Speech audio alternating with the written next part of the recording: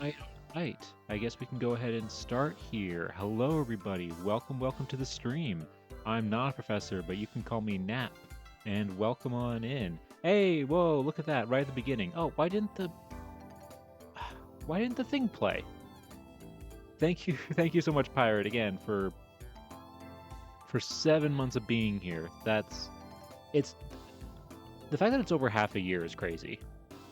Like, it really is. But thank you so much for being here. Thank you so much for subscribing. And hello, Aeon. I saw you in there too, right before I uh, opened up here. Um, and thank you for being here and enjoy lurking. Um, just the fact that you're here, even if you're just lurking, it's always great having people here. But yes, so hello everybody. Hope everybody's had a great weekend so far, and hope everybody had a great Halloween. Um, I had a pretty fun Halloween. Um, I went to on Halloween night. I actually went to a Halloween party. First Halloween party I've been to in probably since pre-COVID. Honestly, it's been a while. But it was really fun. It was nice. And it was through a work friend who was hosting this party, and it was a really fun time. But a few things happened that I thought were just really funny.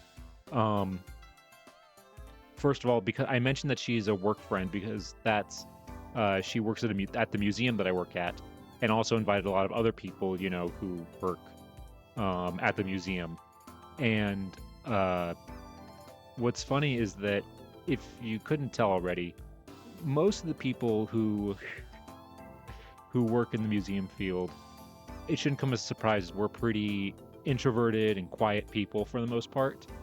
And during this party, like I did the classic thing of going into the room where the cat is and hanging out with the cat because the party was getting a little too loud and crazy. And what was even funnier was that every single person that I'm friends with from work at this party did the exact same thing as me.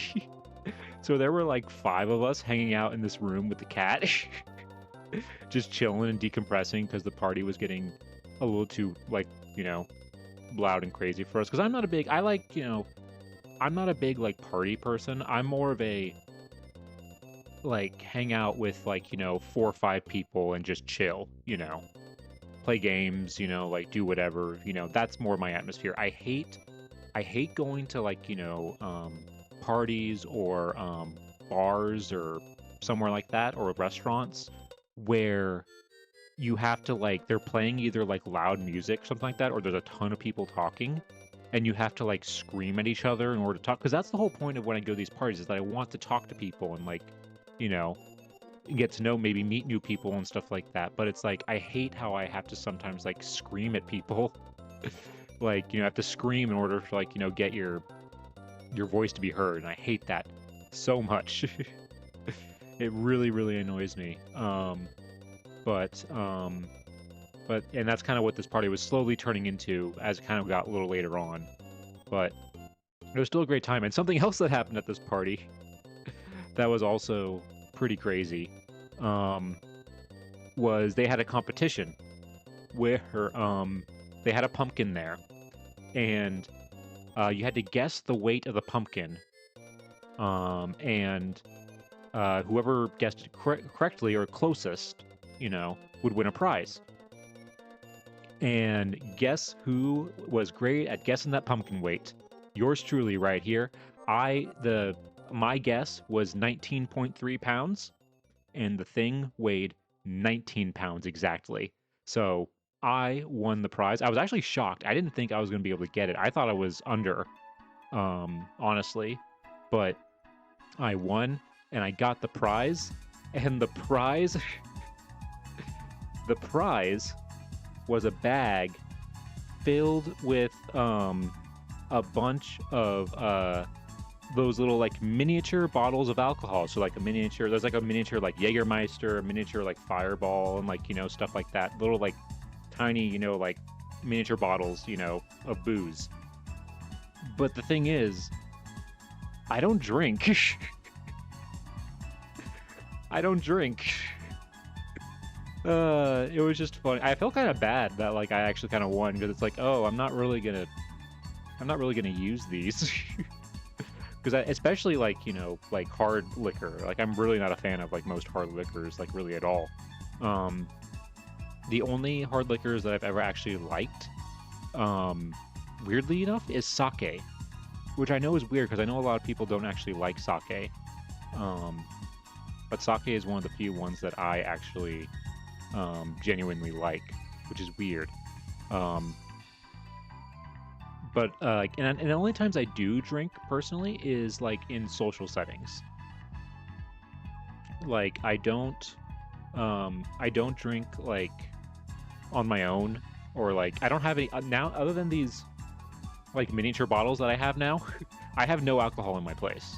Like I don't, because I mean, honestly, there's not that much alcohol that I even like, and so the only time I do drink is like in a social setting. Like for example, like I did drink a little bit at this party, and or going out to like a beer, stuff like that. So yeah, so it's a little weird that hey Cottagecore, good to see you. Welcome on in. Glad you're here. We're talking about my Halloween before we get into our research stream here. Just talking a little bit about my Halloween. Hope you had a good Halloween. I was talking about how I won a contest at the party I went to, where the prize was a bunch of those miniature bottles of like booze, like Jägermeister and Fireball and like stuff like that. And well, I don't drink, so so yeah, I feel a little bad actually that I was the one who won this, even though I'm not going to use them. Or well, maybe I don't know, maybe one of these days I'll do a drunk history stream. I've thought about that. I think that I don't know what I would do exactly, but maybe yeah, something like that. I don't know exactly what I do, but like a drunk history kind of thing, maybe. Yeah, given the friends could be like, I could maybe, but the problem though is that like the friends, that I would give these to, like they all were at this party, so they'll know that like I'm giving away the prize. I don't know. We'll see. I'm sure it'll be fine, but yeah. But yeah, hope everybody had a good Halloween. Oh, also this weekend I did, other than the Halloween party, I did also get to go to a flea market yesterday, which was really fun. And it was just I as much as I'm pretty cautious with like what I spend money on personally. And so and I like there are so many things I see at these like flea markets that I'm like, oh my god, I want that. Oh my god, I want that. But it's like, oh, that's $150. I'm very conservative with my money personally. Like that's just kind of how I am. That's also kind of how I was raised too. Like I'm very like cautious with it, and like there were a few things that I thought I wanted, but it was too much money, unfortunately, and that's what sucked. All the cool stuff is expensive. Why does all the cool stuff have to be like expensive and stuff? This wasn't a flea market. It was more kind of like a antique dealer kind of antique store, or flea market. It wasn't like one of those like kind of like a swap meet kind of where you get deals. You can get some deals, but I only ended up getting two like small things. I collect antique postcards, and I found some really fun postcards that I bought that I'm adding to my collection. And some old antique stickers. Those old like stickers from like the 30s or 40s that you would stick onto like your luggage back in the day. I found two of those for places where I used to live. I'm not going to say where they are because I don't want to, dox myself. But from the city that I used to live in, I found two of them, and they're really cool and really pretty. just the art style and everything and the colors on them, and they're in really good condition for how old they are. They're at least like, I would say like 70 years old at least.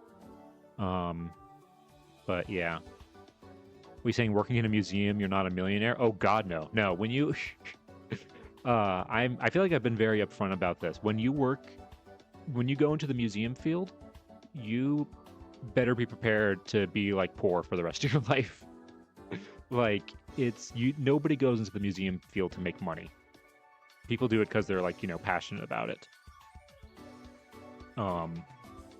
Yeah, like it's and I think I've told the story before, I think, but I do remember when I did my orientation for my museum studies classes when I was in grad school, one of the heads of the program came out and said, if you are here because you want to make money and, become wealthy, leave this program now.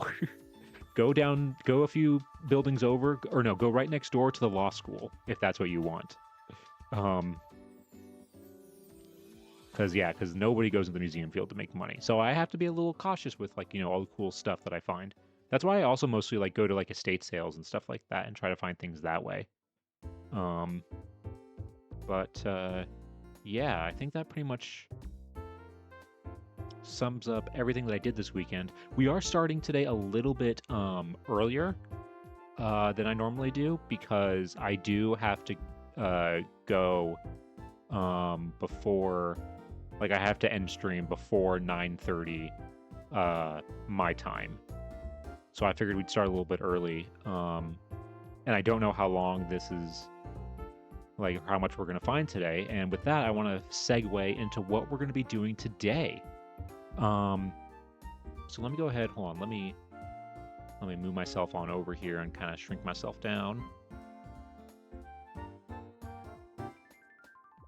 So today, we're back to doing our classic genealogy research streams. As you can tell, the Halloween decorations are gone. It's no longer spooky season, and let's see. We are going to be doing something different, though. Hello, Neff. Thank you. Welcome on in. Thank you for lurking. Enjoy your lurk.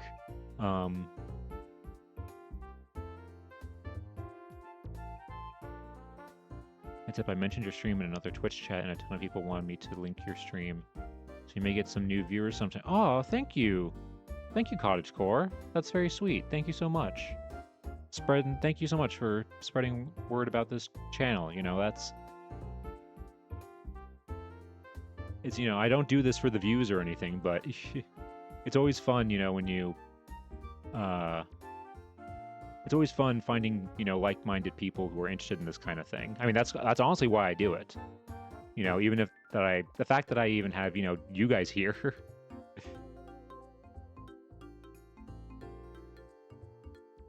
You were talking about patents. Oh, wow. Oh, wow. That's actually... How did that come up? I don't know how patents would come up. It's weird to think... Patents don't normally come up in, a daily conversation, let alone a stream. But that's it. That's cool. Well, I will say, though, going on to what we're going to be doing today, we're actually not going to be doing patents. So if those people come in here looking specifically for patents, they're unfortunately going to be a little disappointed, because we're not doing patents today. Instead, what we're going to be doing is we're going to be researching these. These are some antique photos that I bought at some antique stores. And in the head-up today was genealogy. Okay, that's it's still technically genealogy research.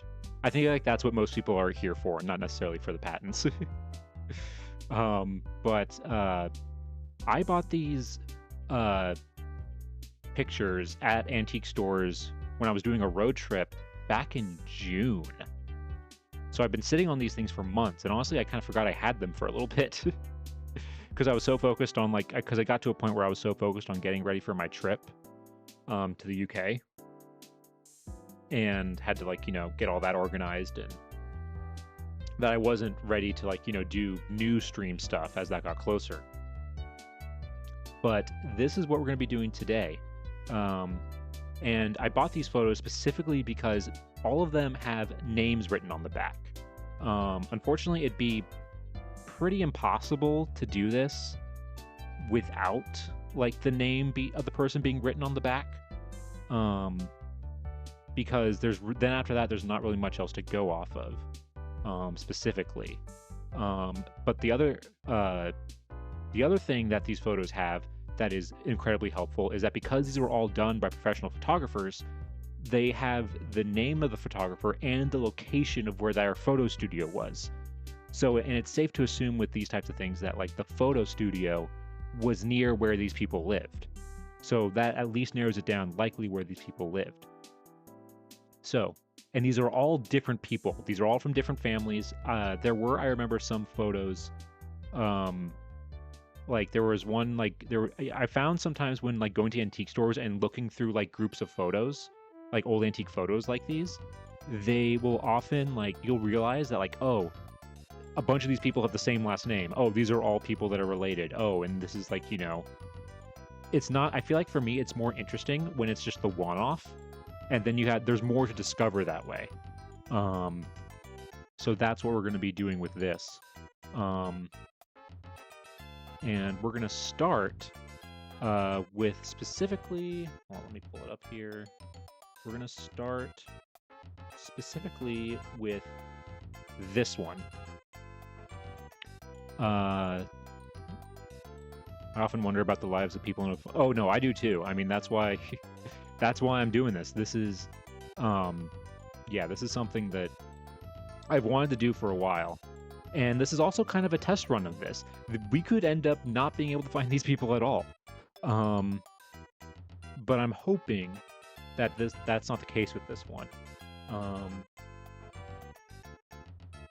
And so this is the photo that we're going to be starting with. Ignore the little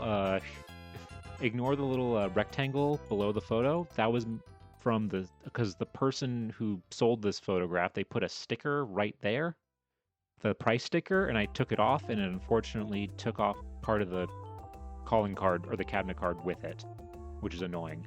But this is the person we're going to be researching today. And I want to start with her specifically because of the back of her photo, which has a lot of good information. First of all, something that's really interesting is that you can tell this photo was stacked on top of another one for a really long time, because we had this sort of ghost image on the back of it of this other it looks like a male figure, probably about the same age as her. So it could be a sibling, could be her husband, who knows? But specifically up there at the top, we have a full name. We have an Edna M. North Bates. And next to that is an 04. I'm assuming in this case that the 04 is referring to the year that this photo was taken, which would be 1904. And based on just like styles and the type of photograph and everything, that feels right for this type of photo. And I'm also assuming that Edna M. North is her maiden name, and Edna M. Bates is her married name. That's what I'm assuming. But we'll see as we start to research this. Also, we know, if you look at the bottom corner in this photo here, you'll see that we have the information on the photographer who took this photo. And it specifically says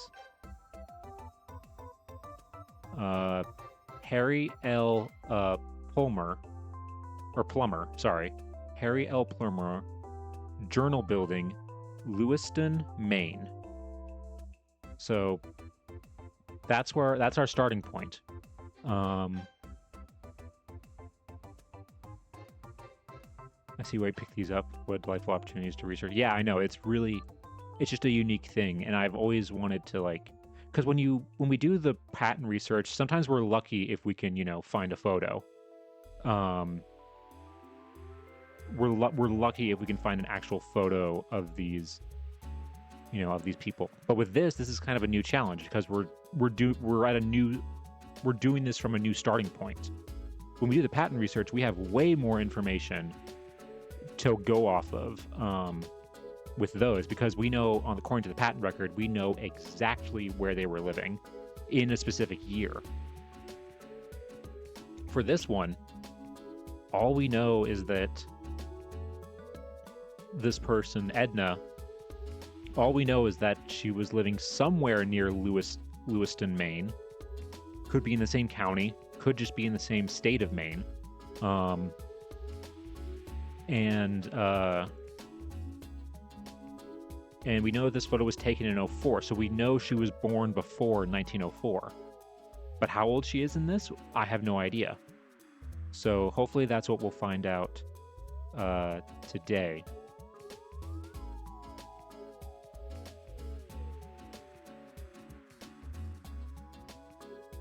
All right. So I think with that,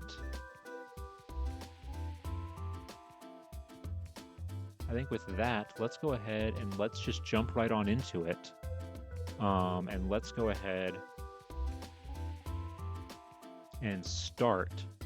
And I haven't done any preliminary research before starting this. So the first thing I want to do is I need to figure out where Lewiston, Maine is. Also, let me know if the background music is too loud. I just want to make sure. It's been a while since I've done one of these with this music backing again. Just want to make sure everything's not too loud and that you can hear me clearly. All right, so let me pull up.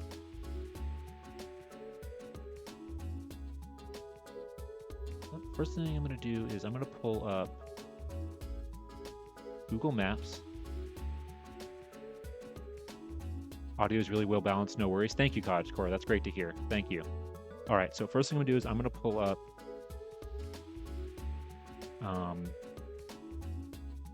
Google Maps and type in Lewiston, Maine.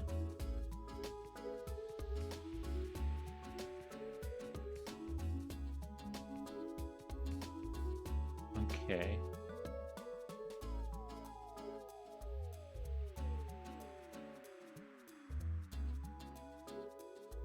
So let's go ahead and go on over to our classroom setting here. So this is Lewiston, Maine. I'm noticing... Okay, there's... Oh, wow, okay. So Lewiston, Maine has two cities on either side of this river. It's in pretty central Maine.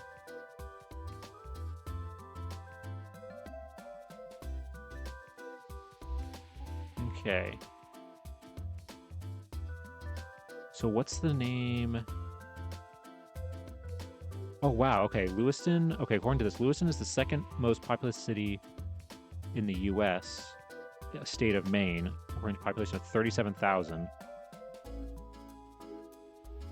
Okay, it lies in Androscoggin.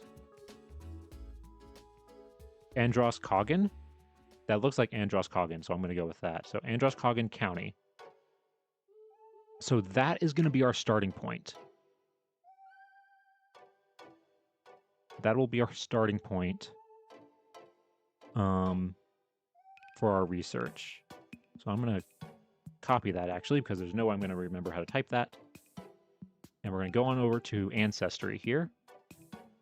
All right, so Edna M.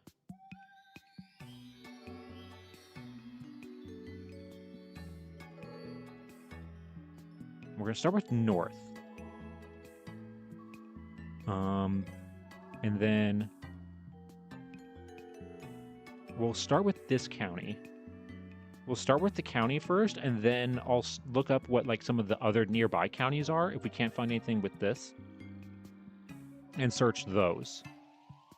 Because she would have to live somewhere close by to get her photo taken here. The worst case scenario is that she didn't live here, but like a relative did, and she was just like visiting when she got this photo taken. That's the worst case scenario, but hopefully that won't be the case. We don't really have any. We don't have birth year. I mean, let's just say 1904.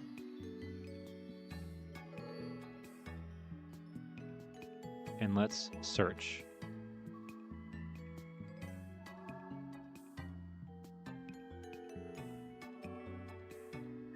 Okay. Let's see. Okay.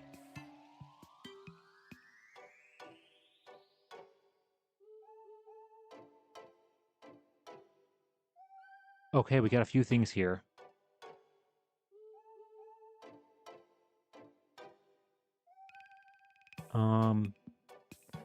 Okay.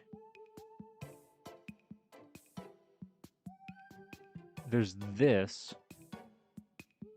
Edna May North. Spouse Leland Porter Knapp.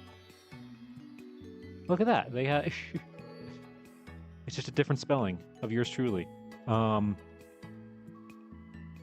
Okay, but that's not because the other part of the photograph says Bates on the back of it. So I thought her maiden name would be Bates. So let's look at this person real quick. Because, I mean, this birth date does make sense. October 10th, 1882. That means that in 1904, she would be 22. She'd be 22 years old. Birth of sister. Is there a Bates anywhere on here? With a father. Death 1966. Okay, I don't see anything here.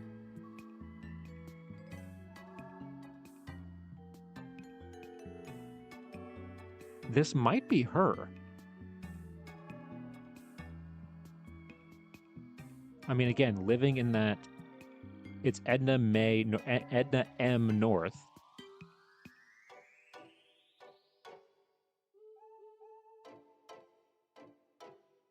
Okay. So then...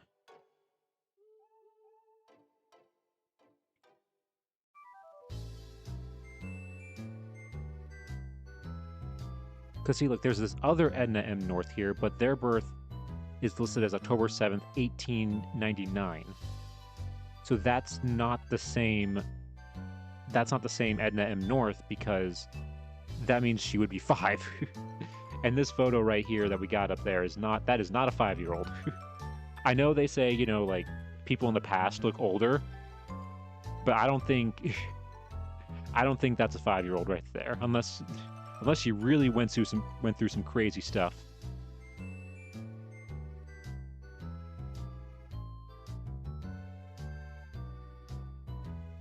Okay. Let's do state. Hold on. Okay, let me just narrow this down so that we get specifically...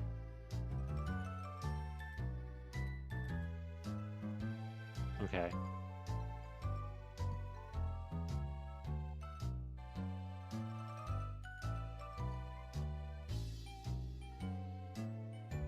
Oh,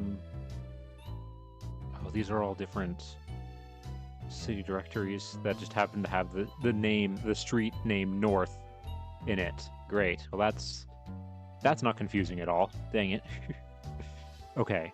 I think...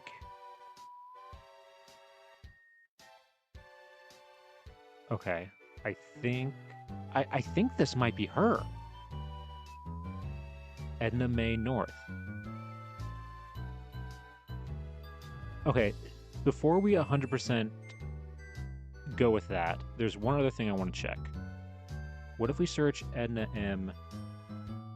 Bates? just to see.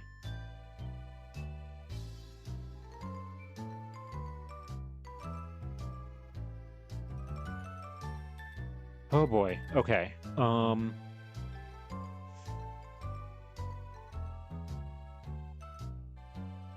There is an Edna M. Bates living LaGrange, Maine.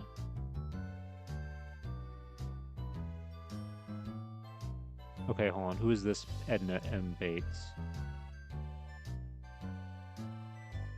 Okay, but this one, her maiden name is Bates. Born 1889. So again, that would mean she would be in the photo. If the photo is 1904, that means she'd be 15. Which, I mean, she could be 15 in that photo.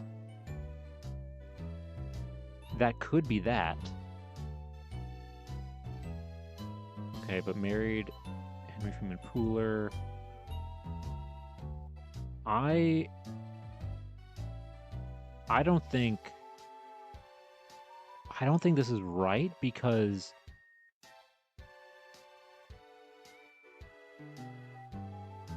hold on, where's Wilton, Maine?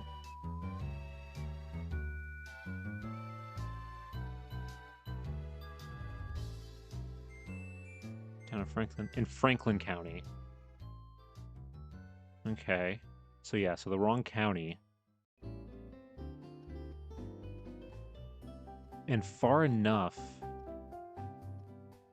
I don't know. I mean, you could. Lewiston is the nearest big city. I feel like that would probably have a photographer. Like, that would just have a photographer.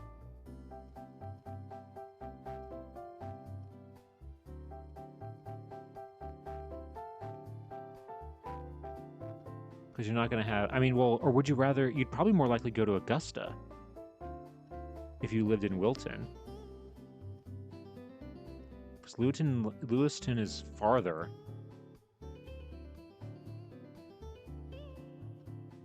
From the looks of it, at least just looking at a map.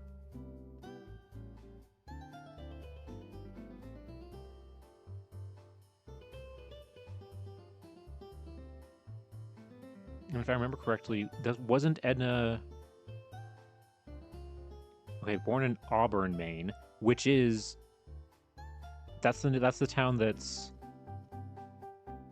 Auburn is the town, yeah, right across from Lewiston. I think this is her.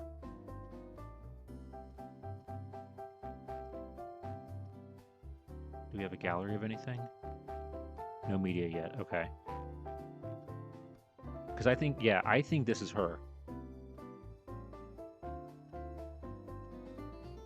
Okay, hold on 1 second. I'm going to grab the actual physical photo real quick. 1 second. I have it nearby.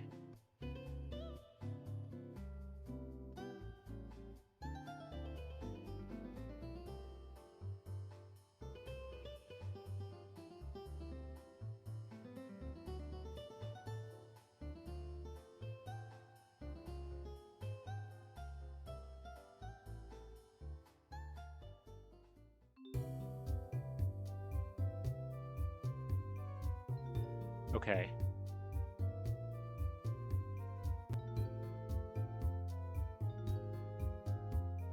Yeah, because that does...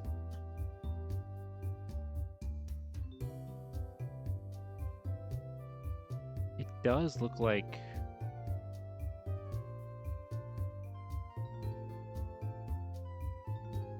Hold on. Actually, hold on. Can I bring it in? Hold on.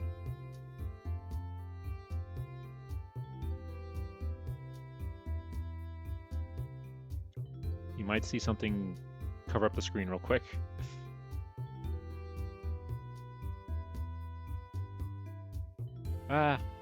Don't panic.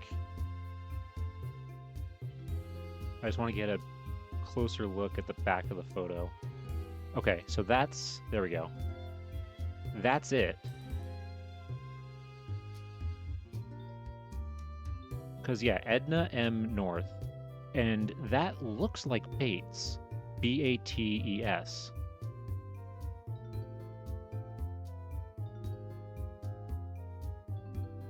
What if... Wait. Bates... Oh. Hold on. She would have been... 1904, she would have been 22. I just got another idea. What if Bates is a school?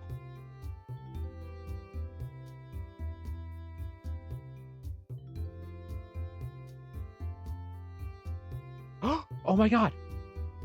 Oh my god! Bates College! Bates College. Hold on. No wait, you can't. the picture's in the way. Bates College. Lewiston, Maine. That's what the Bates is. It's not a name. She went to college. She went to college. Yeah, it's a graduation photo. I was thinking maybe, because when I saw the year, I was thinking, okay, it might be because that's normally when you put the year on the back of something is like referring to like a graduation sometimes, but it could also be,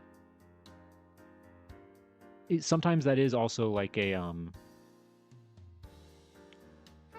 what's it called? It is sometimes done just on regular photos. You put the year on the back sometimes, but 04, that actually does make sense. Bates is the college. She was a college graduate. Wow, in 1904. That's very, that's actually really impressive that she was able to go to college in 1904 at a time where most women couldn't. Okay, hold on. Let's look real quick. Okay. Okay, Maine State Seminary. Established 1855. Okay, so they definitely were around. They're still a pretty, yeah, right in the center of downtown. So that, yeah, and that explains why... that explains why,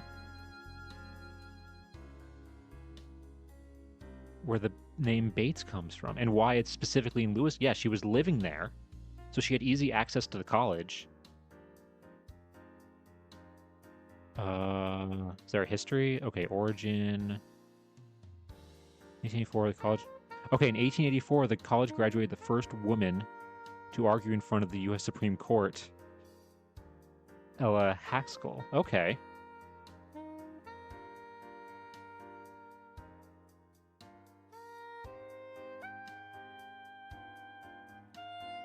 Let's see. The college graduated the last surviving Union general of the American Civil War, Aaron Daggett. Wow. College's first African-American student, Henry Chandler, graduated in 1874. Wow. I guess that kind of explains why, you know, they seem to be kind of ahead of the curve when it comes to most colleges and schools during this time.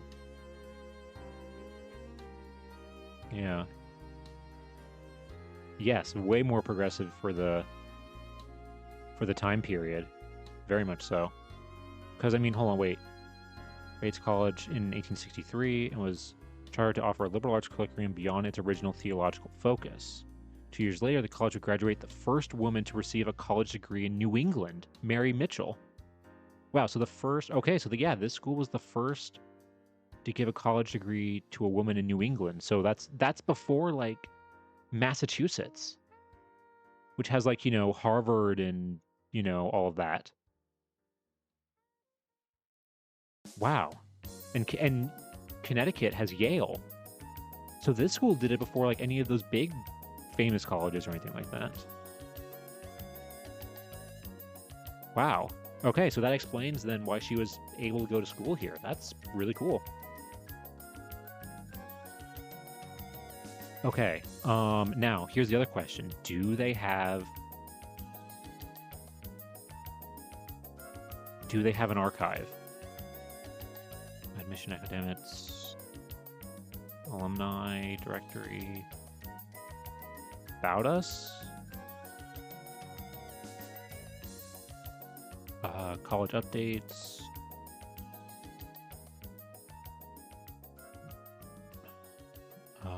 Virtual tour. They transitioned to multi-subject teaching from just a religious institution quite fast. Yes, I saw that too. Yeah, how they said that they stopped being a theological school and specific or changed to a liberal arts program. Brief history, Gates, history by month. Do you have yearbooks? Hold on. Do you have, like, because a lot of colleges do have yearbooks.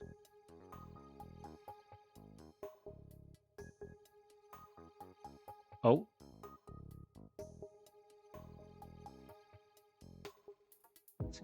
Oh, hey, look at this.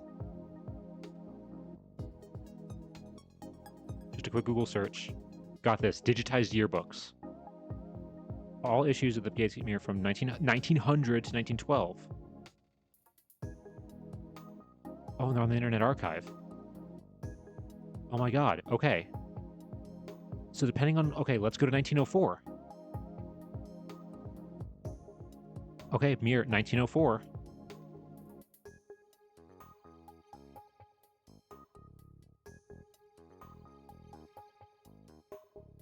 Oh, is that how it's orientated? Hold on. Is there a way to rotate this?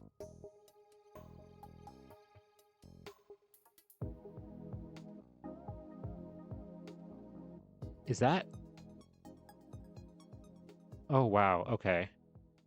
Yes, let's go record keepers for this school. A lot of colleges do keep good records. In fact, one of my first times working for an archive, I worked in my undergrad, I worked in my school's archive and did, digitizing and, like, record keeping and stuff like that. So I'm very kind of familiar with this kind of thing. But this is a weird layout for this yearbook. It's like a top down. Hold on. Let me go. Let's go full screen with this. And let's zoom in a little bit. Okay. Okay, this is all faculty. Oh wow, and they have, yeah, female. Hold on. Enhance. Yeah, they have female professors too.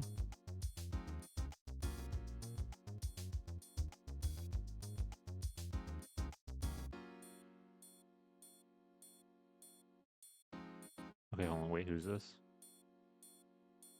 Oh, wait, are these students? Wait, hold on. Colleges want lists of who went there so they can press people for money. So it makes sense they keep good oh, no, they absolutely do. It's honestly actually kind of scary how good their records are, because my undergrad several times has forwarded me stuff, even though I never told them that I changed addresses. Like, several times that's happened, and it's actually kind of scary.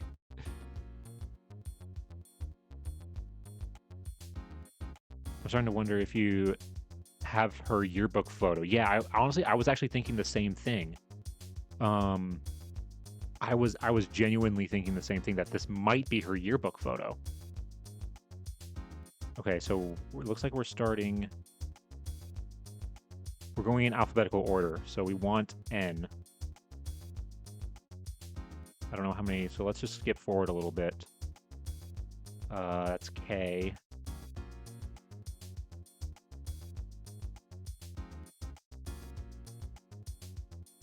Garland. Gwen. Oh, I know we're in G. Hold on. Okay. L. Oh, and they have like little quotes too. Look at that. Okay, M. Or an M. There she is. Oh my god, it is the same photo.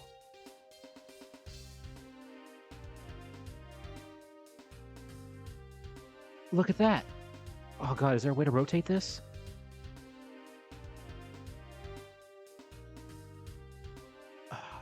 Wait. No, dang it. This is such a weird orientation, but yeah, that's it. That's the exact same photo.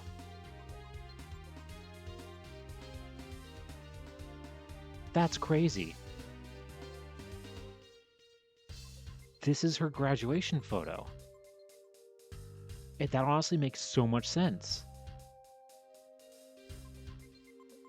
And this confirms that we have the right person. This confirms right here that the same one that we found in, you know, here. Well, not here. This is the Bates one. This one. This is likely this. It has to be the same person. Yeah, Edna Mae North. Hold on, wait. What's her quote? What's her yearbook quote? It's sideways, so it's a little hard to read. And off the pangs of absence, to remove by letters sort interprets of love. Hold on, I gotta. It's hard to understand what they're saying. Hold on. Let's see. Oh, there we go. Thank you, Cottagecore. That actually makes it a lot easier. And off the pangs of absence to remove by letters sort interpreters of love. Prior. Is that the name of a poem? Or an author? I'm not great with poetry. Poetry and literary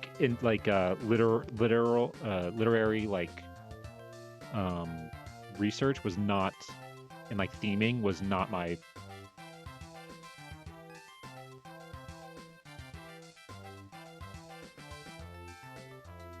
Oh, Matthew Pryor.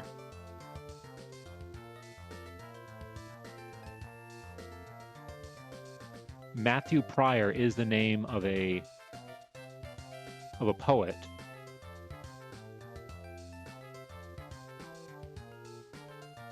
Okay, that's probably who it is. Matthew Pryor.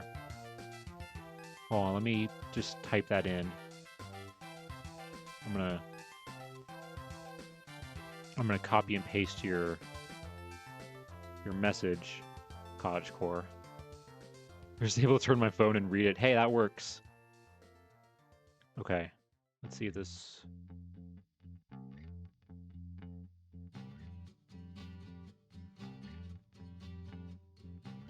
Oh, yep, here it is. Henry and Emma, a poem upon the model. Yeah. Author Matthew Pryor. Okay, hold on.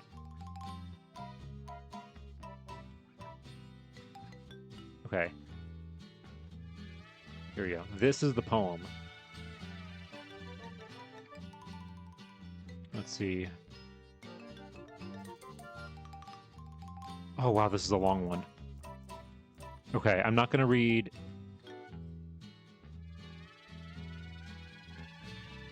Oh, wow, this is long. Oh, it looks like... Okay, so it looks like it's like letters, like... They're like sending letters back and forth to each other. Analysis, meter, rhyme, rhetorical figures. Oh.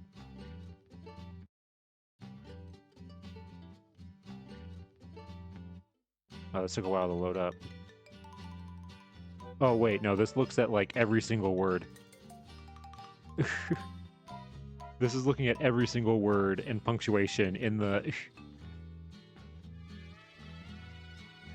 Okay, hold on. So, Henry and Emma, a poem. Yeah, he was very much a chatty Cathy. I mean, like...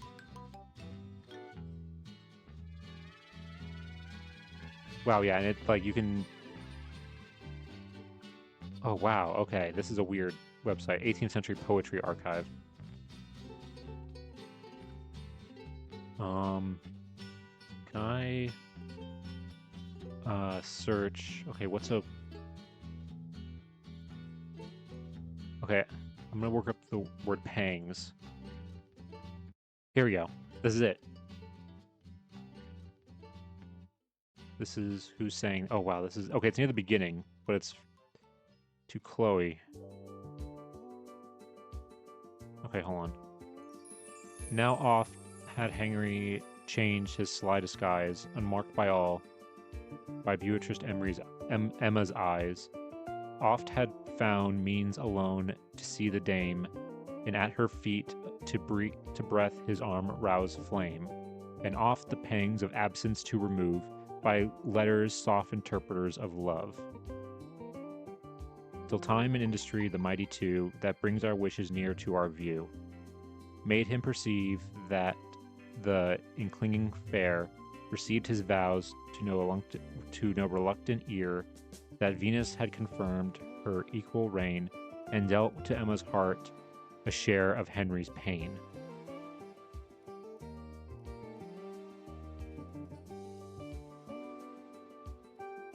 So I think, okay, like I said, I'm not... Literary interpretation is not at all my forte. I am very terrible at, like, I've always been terrible at that. Okay, yes, I was, yeah, exactly, Cottagecore, saying that, like, you know, letters, yeah, pangs of absence, you know, talking to each other and sending letters keeps their love going. Yes, that's basically, I was gonna say, yeah, basically that, like, sending that letters ensure that they are, you know, they stay in love. They help them stay in love.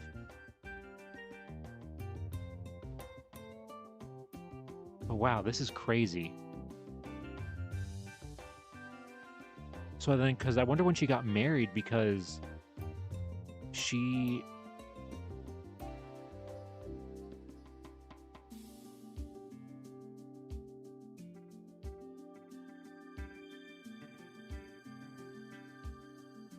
Because, hold on, wait, when did she get married according to this?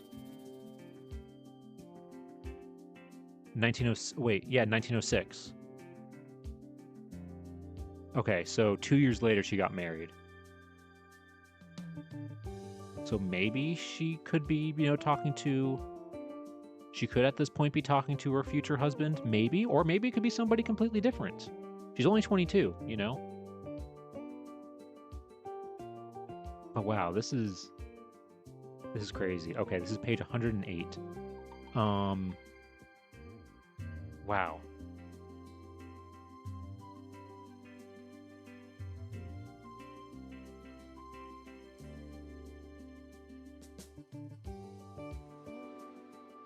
I am... yeah. It could be literal, or she could be an author and espousing to the beauty of writing. Do we know her major?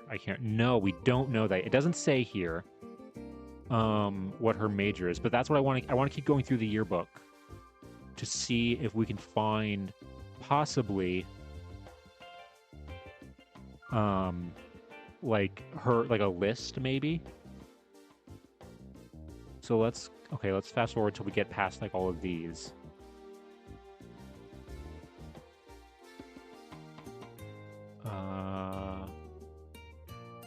Okay, wait, hold on. Is this... Okay.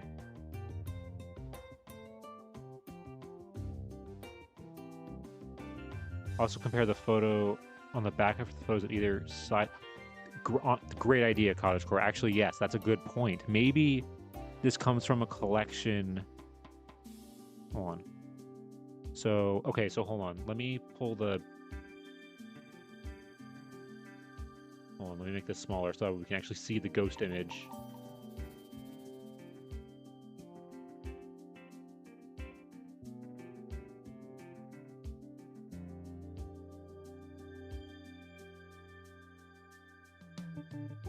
Okay, so it's a guy has a part. Okay, no, so that's the one in front of her. That's the one after her. Okay, so it's not... But I mean, it could... We'd have to go through, like, every single photo, though, to, like, see... Because, like, the only way that that would occur is if, like, these photos came from the collection of either the photographer or maybe even the school.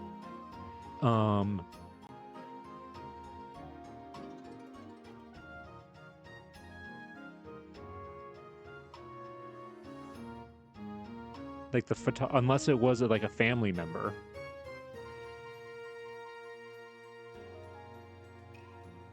Because it's a guy, he doesn't look like he has glasses. Oh, right, yeah, you can only see the ghost image, sorry. Hold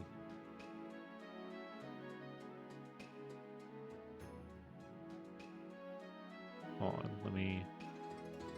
Okay. Because he has a little tiny bow tie.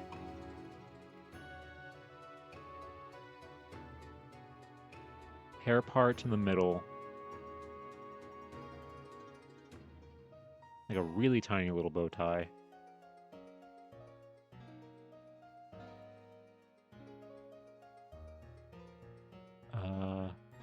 Okay, so it's... So it wasn't that way. Let's go back to 108, was it? Okay, yeah, this way. Okay, no. Oh, some... Look at that, they had some random inserts in the yearbook. Got an image of those too. Okay, no. No. No. No. I have the ghost image pulled up on like the... so that I can see it. And none of these are matching. Oh.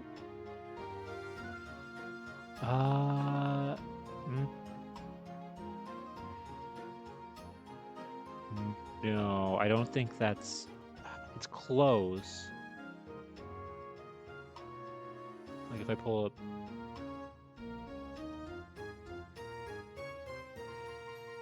That's close, but the hair's not right. And the direction's not right either. Similar bow tie, though.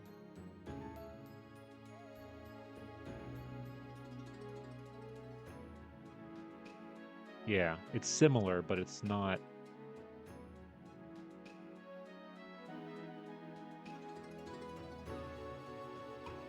Ghost image has a curl to the bang, if that... Oh yeah, you're right, it does. Yeah. Okay, so let's keep going. No. No. Nope. Similar bow ties, though. Like, this must have been the style. This must have been the style for the time, like these tiny little bow ties. Okay, yeah, no, that's it. So, okay, so it doesn't look like the ghost image is of somebody else in this album. So that makes me think that it is possibly a family member.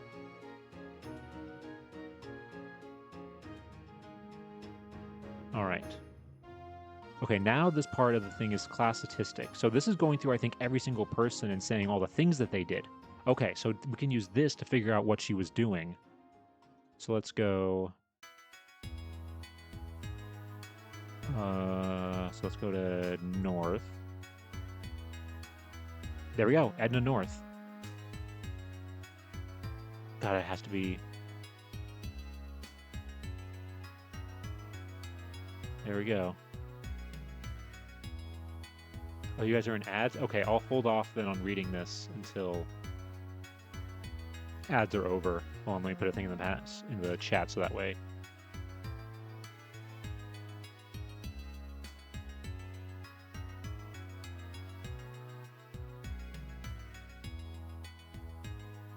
There we go. Okay, yeah, let's see. We'll wait for ads to be done before we continue on here. But wow, this is incredible. that we found out where specifically this, like, you know, specifically came from. Okay, I'm also going to use this time to fix this. So let's go to north.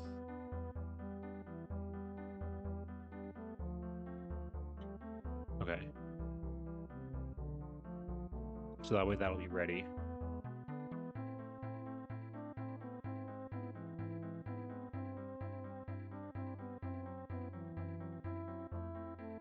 Yeah, this is incredible. This is so exciting that we were actually able to find...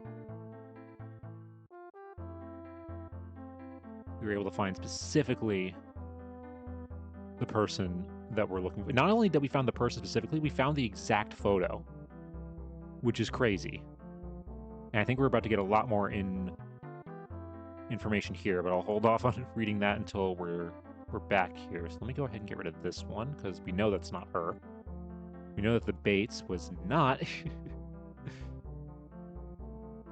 was not referring to a person's name, but it was for a referring to the college. All right, you're back. Great. All right, so let's go ahead then. Oh wait, and speaking of the chat, that actually reminded me, I need to put a little thing in here so that when people join...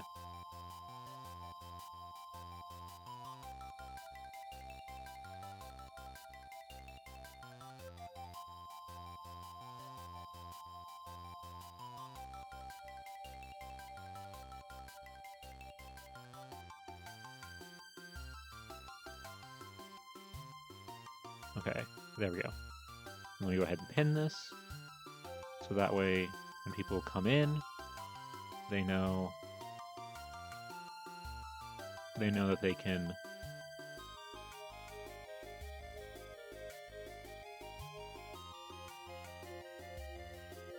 ask questions. We love questions here.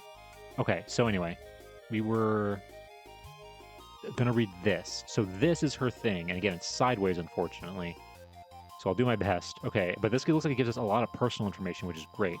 So born at Auburn, Maine, October 19th, 1882. Residence, Turner, Maine. So she was living at Turner.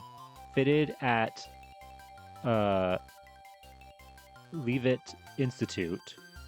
Religious preference, Congregationalist. Politics, Republican. Okay. Intended occupation, undecided. Interesting. Offices, membership and decorating committee. Peoria, 2 and 3. Social committee of YWCA, so Young Women's Association for... Secretary of class. Oh, she was the class secretary. Honors, class relay 3-4, class drill 3-4. Wow, so this gives us a lot of good... Interesting that intended occupation is undecided. And I'm guessing fitted at Leavitt Institute. So that's probably where she went, like her high school, probably. Leavitt Institute.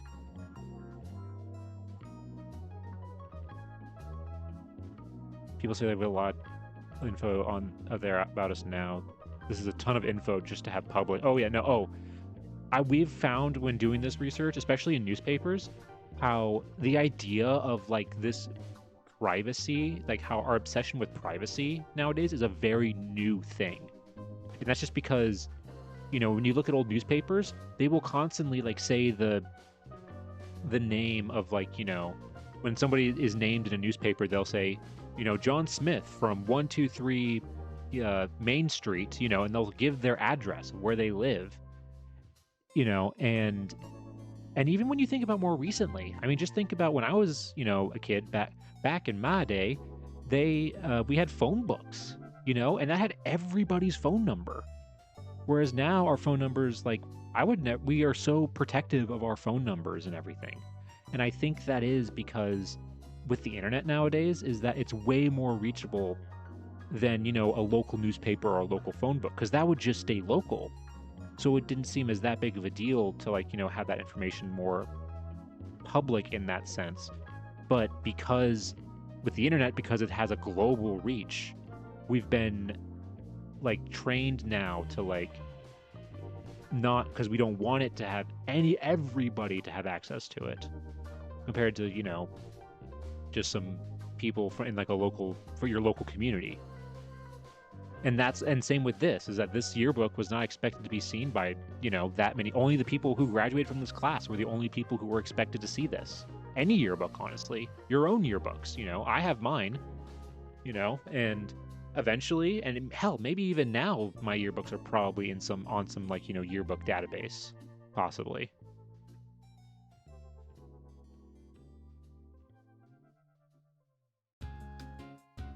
Yeah, so Congregationalist is interesting for religious preference. I've heard of that, but I don't really know exactly what sets that apart. Hold on, let me look that up real quick. Congregationalist.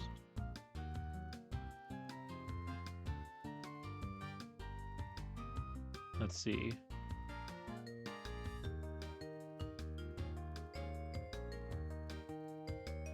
Yeah, I just got a cottage core. I just pulled this up. Okay. Is a Reformed Christian Calvinist tradition of Protestant Christianity in which churches practice congregational government. Each congregation independently and autonomously runs its own affairs. These principles are enshrined in the Cambridge Platform and the Savoy Declaration, Congregationalist Confessions of Faith. Congregationalist churches are a community of the theological tradition upheld by the Puritans. Okay. Their genesis was through the work of Congregationalist divines Robert Brown, Harry Barrow, and John Greenwood. Okay, so it's a sect kind of like of Puritans. But so instead of having like a leader of the whole church, each church like runs their own affairs and does their own thing.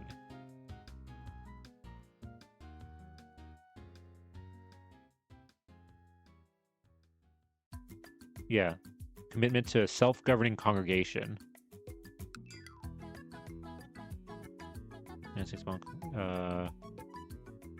The United States, Argentina, Ireland, and other various nations.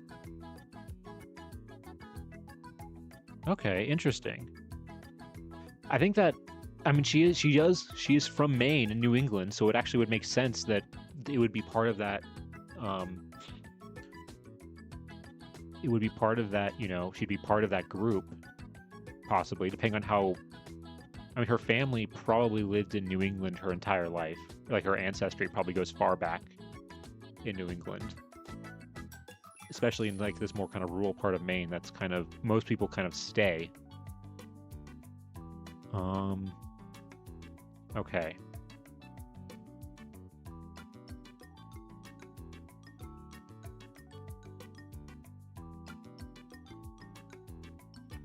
Interesting bit I found, although it is not always true in the early days in America, Congregationalists have been distrustful of state establishment of religion, and have worked for civil and religious liberty. Okay, yeah, so they're very into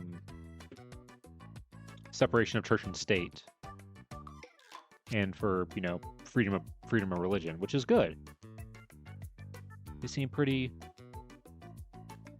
chill, I would say. And so that's what Edna was. So Edna was part of this church. Okay, so now let's see. Let's see if there's any more.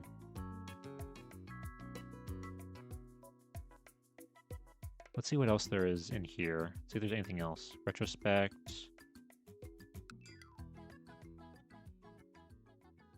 Okay, so these are group photos. which makes sense considering the history of the college. A chill person going to a chill college. Yeah, no, it seems to very much be the case. You know, she might be in one of these photos. But unfortunately, with it being sideways, it's really hard to tell. Also, this could be other classes too. Oop. Oh, okay, this is the... Oh, whoa, the Soft's Halloween. Is this... In the track and... Oh, a track meet. This is the track team. This is the entire... Well, I guess this is the senior class, 04. So these are only 4 guys in the entire track team. Well, my eyes aren't good enough to help with that one. Yeah, I mean, it's entitled... This is a crazy orientation for this. I've never seen a yearbook with this kind of orientation before. In the track meet this fall, we won the cup. In the evening of the day being Halloween, our party this year was an especially joyous occasion. We went to Carville's farmhouse near Sabatus. Such good things to eat and drink, and best of all, the car was late in returning. Wow, so at a 1904 college Halloween party. Who knows how crazy or wild it actually got. Oh wow, wait.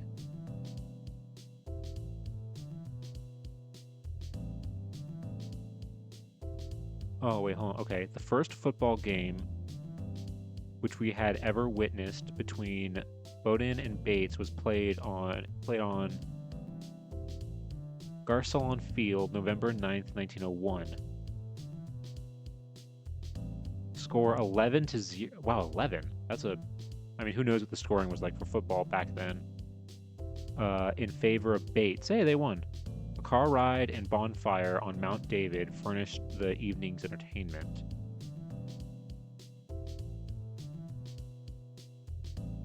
Is that... Oh, that's the football team.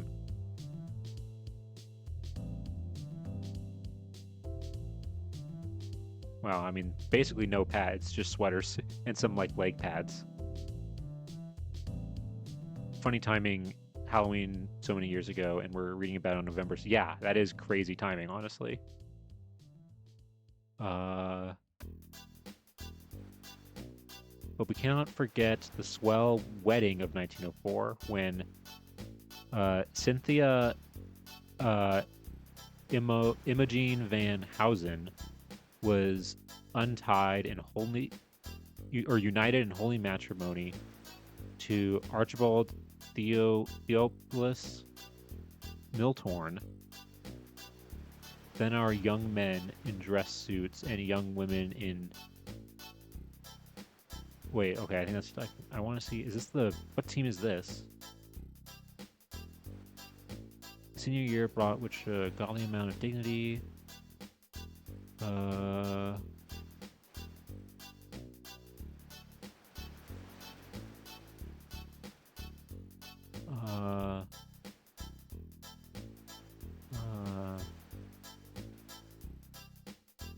Oh, okay. Yeah, this is the girls' team. Our senior Halloween was pleasant. The girls' exhibition with Miss Walkers as manager and Miss Given, captain of our basketball team, was a grand success.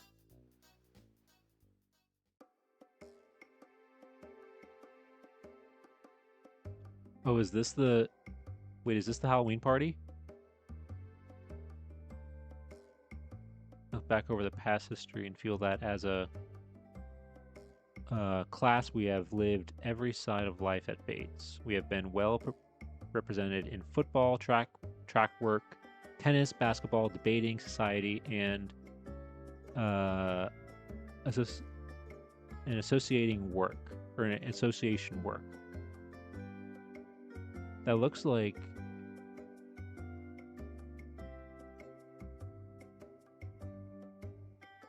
Let's see.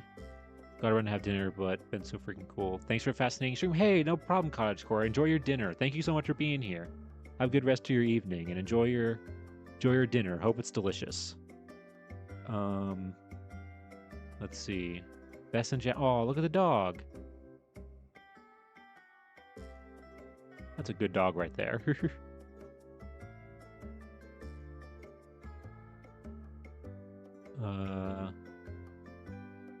Okay, in memoriam.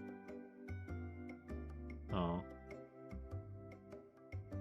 Unique characters in the class of 1904. Is North anywhere here?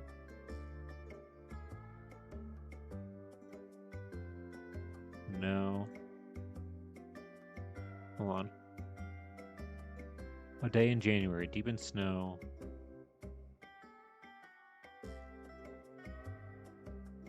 Okay, editors, students. Alice. No, okay. So that's...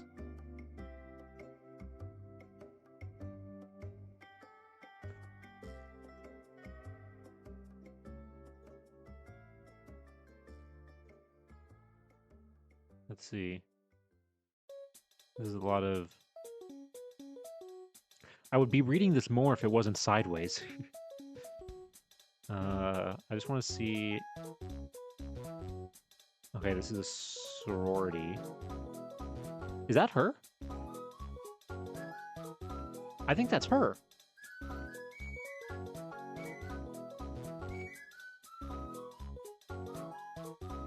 Yeah, the hair and everything. The face. That's her.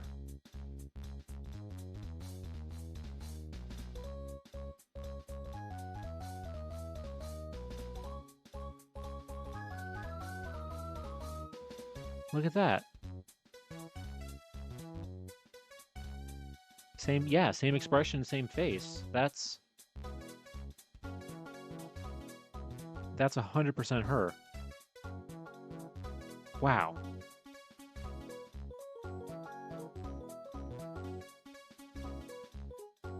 Okay, so she was also in this group too.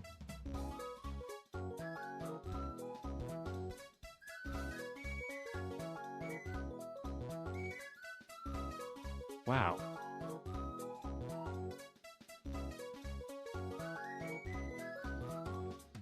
Okay. Auntie. That's a fun name. Aunties. Europhasia, Almania. I'm guessing these are like different societies. YMCA room. Chapel Hall, Ivy Day. Okay, so this is like graduation. Narrow escape.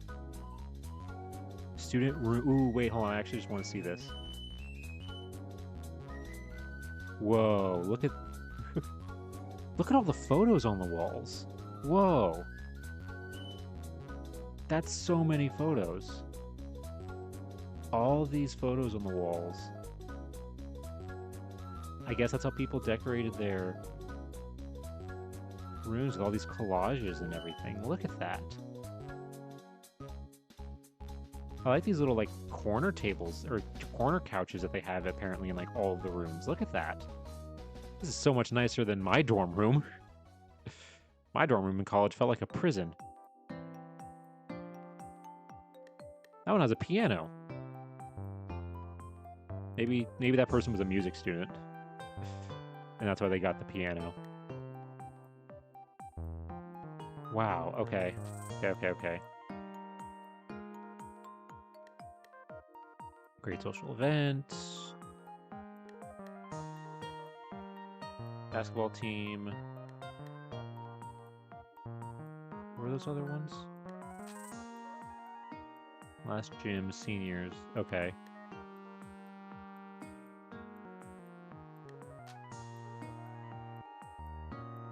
Is that it? Oh, that's it. Weird if they just have a... A random photo of the basketball team in the back? Maybe because they forgot to put like a thing for them in there. Because like all the other classes had, or all the other sports had like their own page, and they didn't. So maybe that they threw this in at the back because they're like, oh crap, we forgot to put, we forgot to put the basketball team in there. Wow, this was so cool that we found this. Okay, but let's go back. Oh, wow, I did not mean to do that. That just actually worked out. Okay. So again, we have...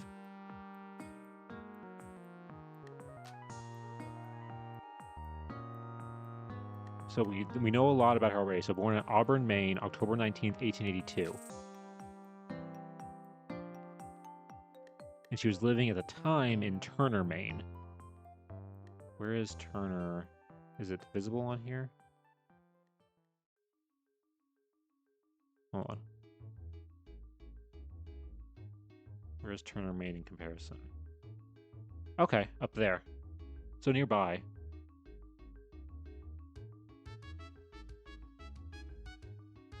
And looks like in the same, yeah, same county. Okay. So now we know 100% who we're looking for. Wow. Okay. Okay, so now...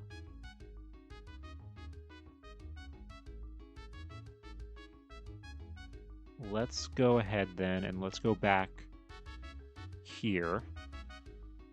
So we already have some things listed here. Some marriage certificates and a U.S. directory.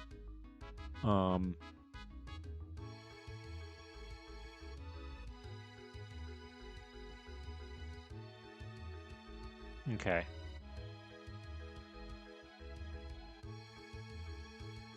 So let's first look at... We have a U.S. Census right here, right off the bat. So let's start with this one. And we can go through, start going through all of these. Oh, and look, there it is. U.S. School Yearbooks, 19... Yeah, right there. All we had to do was click on this and we'd see it. Okay. So let's look at this one real quick.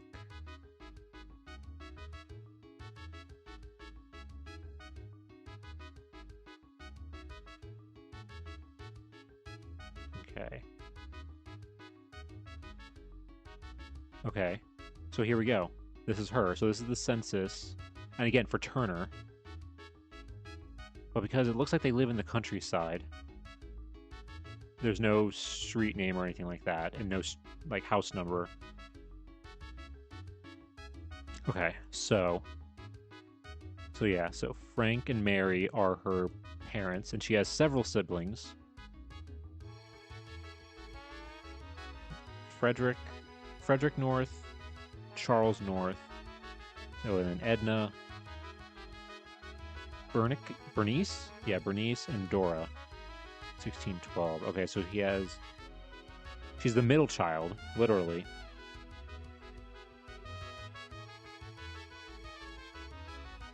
Oh wait, hold on. Is this actually they have a 1-year-old? Wow, okay.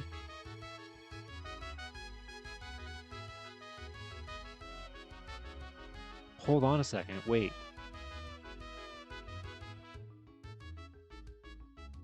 Wait a second, look at this. Years married, 9. If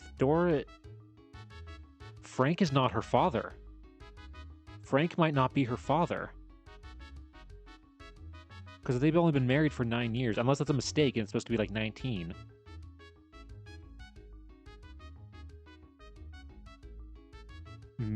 Frank might not be her father.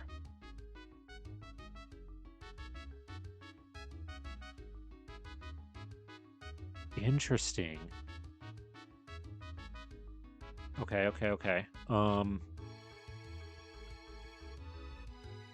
yeah, birthplace Maine. Parents' birthplace Maine. Okay, yeah, so family history is in Maine. And her father is a carpenter. Okay. Owned. Okay, can't speak English. Owned or rented. So they own their property. Farm or house. It doesn't say.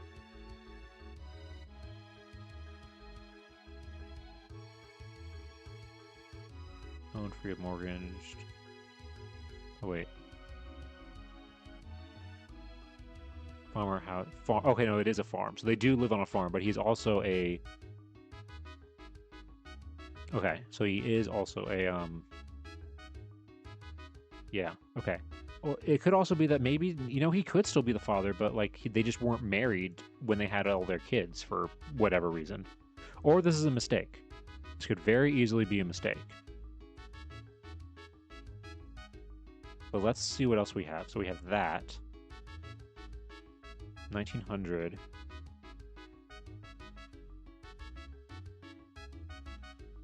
Let's look at this 1910 census record and see if that gives us a little bit more information.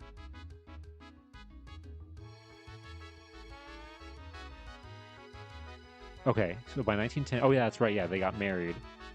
So Edna and Lillian Knapp. That's so weird that they're there. That the last name is Knapp. Okay, and we have an actual address. They're living. Okay, so they're living in Knox, town called Knox, Beach Street. And let's see, are they both? Okay, Gabriel's married 4. Yeah. Children born, children living 0. Oh, okay, so they did try to have a child, but unfortunately, that child did not live. Which sadly was kind of common back then. English. Okay, he's a teacher. He's a high school teacher. And she doesn't...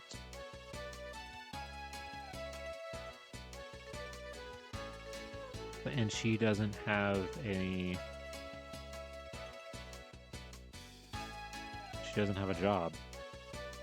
I hope she is able to work because she has, she has a degree. I'd be sad if, she worked hard to get that degree and then she ended up not doing anything with it. Okay. Are there any other... I don't see any other census directory. Also, hold on. I want to look at this yearbook entry here and see if they have... Oh, they don't have the... They just have the photo. Oh, wait, they do orientate it properly. Oh, thank God.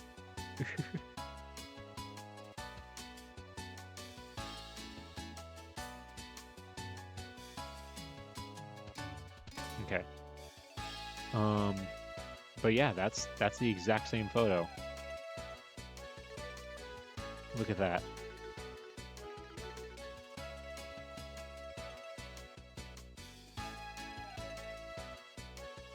I mean, the fact that we were able to find the exact... The fact that we were able to find the exact photo in this is, like, absolutely insane.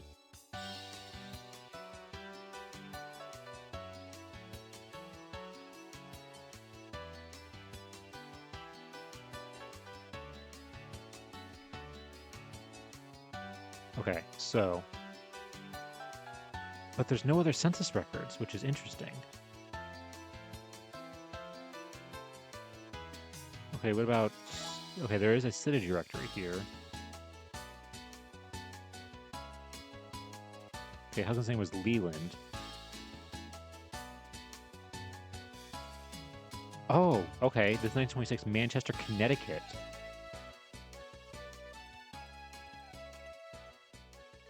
This, I'm pretty sure, is them because Leland...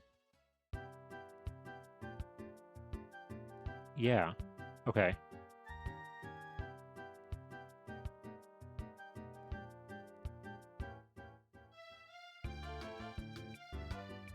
Hold on, okay. Let's see if they have... They have marriage stuff. Let's see what marriage stuff that they have. Record of marriage, Leland P. Knapp, bride, Edna, May, North. Residences of groom Wilton, bride Turner. Age of groom 26, age of bride 23. Color groom and bride white. Occupation of groom teacher. Occupation of bride teacher. Okay, so she was, when they met, she was teaching. She was a teacher. Maybe that's how they met. Replace a groom, Wilton, with a bride, Auburn. Number of marriages, groom 1, or first. Okay, so this is their first marriage. June 14th, 1906. Okay, yeah, so this is...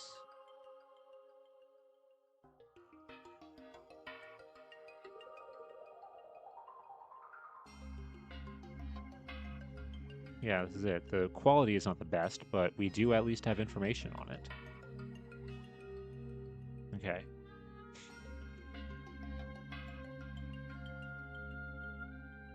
Let's see. Is this just going to be... I think this one's just going to be like the actual just information. Yeah. We don't need that. Yeah, that city directory... Okay, those are main death records. I want to hold off on the death records just yet. This is main birth records. Oh, is this for one of their children? Robert North Knapp. October 1909. Place of birth, Rockland, Maine. Oh yeah, this is the child that didn't make it. Because he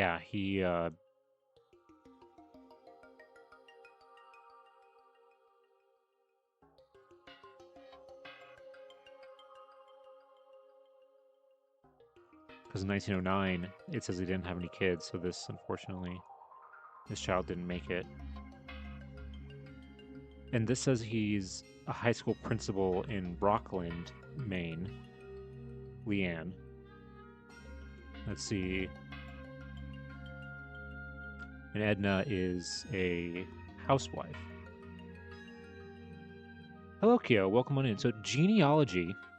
Genealogy is basically researching your ancestry. So genealogy research is basically researching somebody's past and somebody's ancestry. And that's what we're doing right now with the person directly above me. You see there. That's an antique photo that I bought randomly at an antique store. And it had the name of the person written on the back of it. And we're trying to learn more about her. And what's interesting is the craziest thing that we found so far is that this photo is actually from her college yearbook. This is her college yearbook that we found. And her name right there, Edna Mae North. And you can see there, it's the same photo directly above me that we were able to find. And so we're currently trying to figure out more about her. We know that she was born in Maine in 1882, and then and was the son of Mary and Frank North. But we don't know. We don't know if Frank is her father, because at the time of this census, this is the 1900 census, she's 17, and her other siblings are like 20, 16, and 12. But here, it says that Frank and Mary, her parents, have been married for only 9 years. So it's possible that Frank isn't her biological, any of these kids' fathers. This could be a second marriage, but I'm not 100% sure.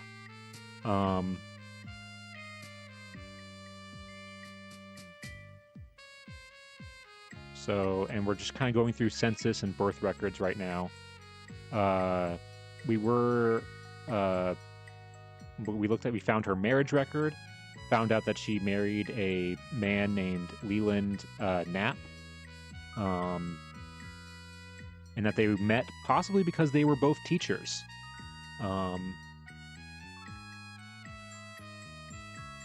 So that's what we're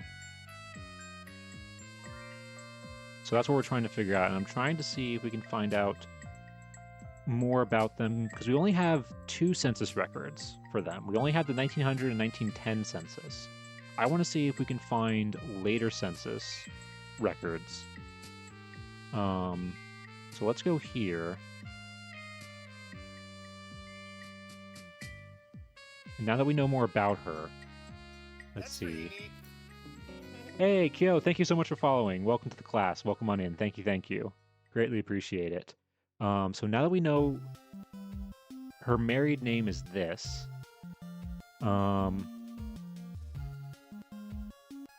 we know that the married name is this, and we know in 1926 they're in Connecticut, but we know she's born 1882, or whoops, 1882.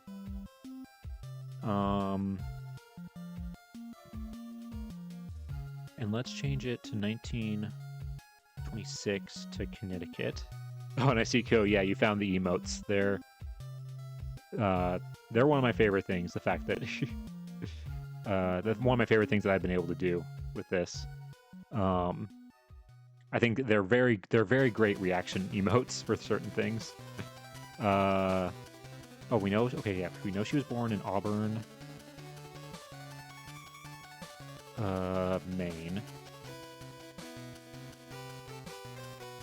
We know she was living in Connecticut, which I kept it up, right? Where's the? Okay, here we go. Manchester, Connecticut. Okay. So Manchester.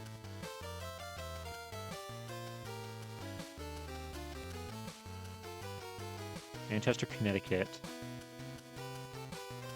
And spouse. We know his name is Leland, I believe is how it's spelled.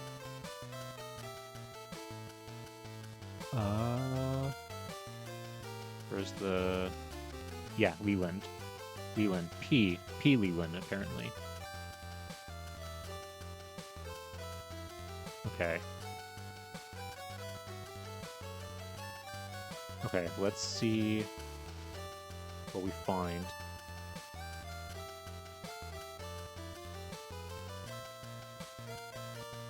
Okay.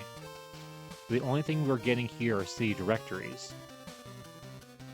Okay, yeah. Leland P. Yeah, okay, so this is them. So we know in the 1920s they're living in...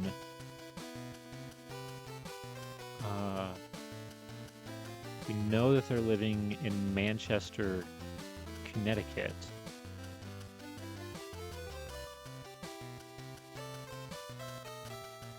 And let's change it to that, so it's not super specific. Okay, no, that's not who we're looking for.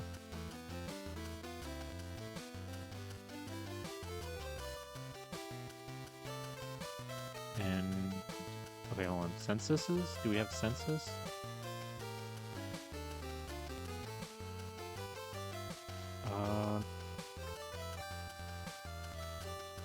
1882 New York. No, that's not right.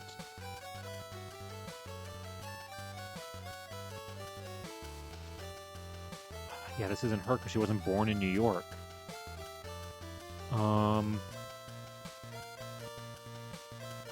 That's interesting that... Hold on, okay.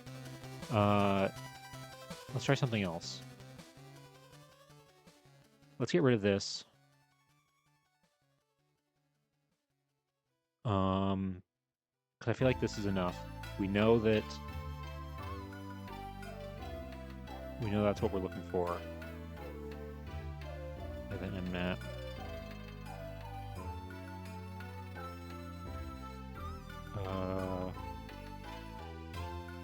Okay, no, it's not 1900.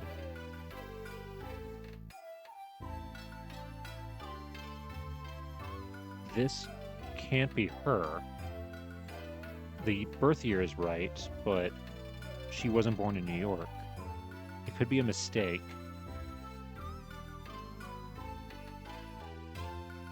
Henry Black. She's a housekeeper.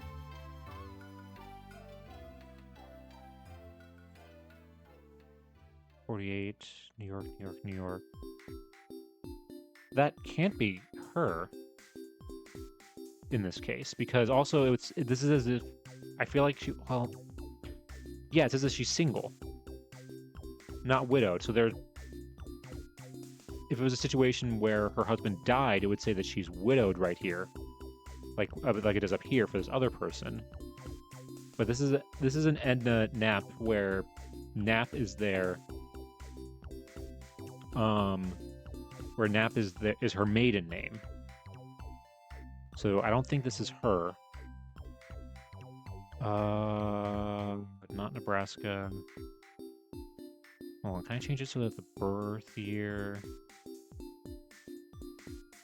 I'll do plus or minus 1 year here.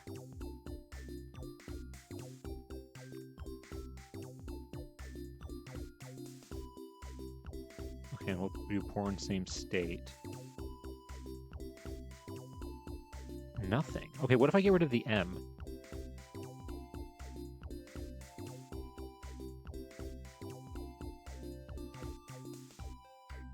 Oh, okay.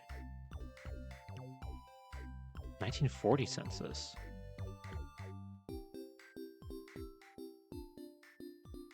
Age 57.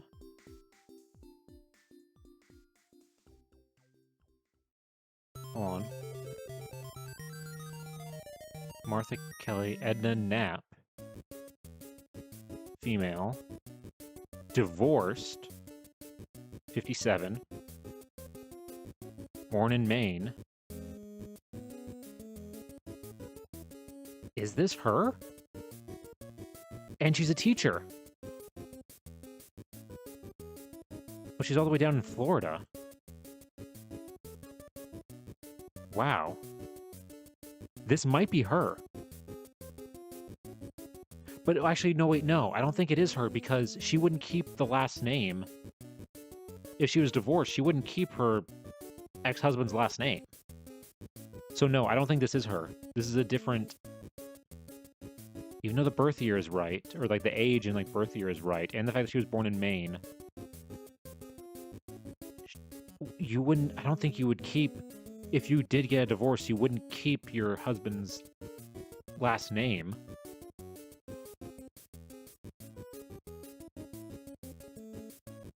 Okay, hold on. Let's... Because this is getting confusing, let's go ahead and let's find this information. Because there is a... where is it? Death record. Here we go.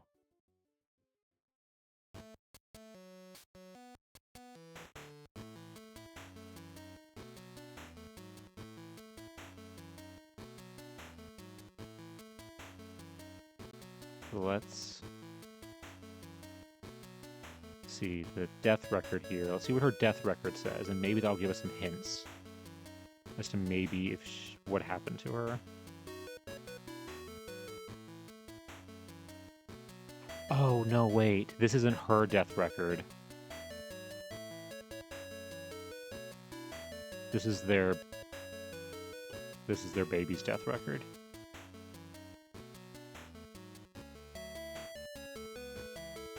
Yeah. Cause of death.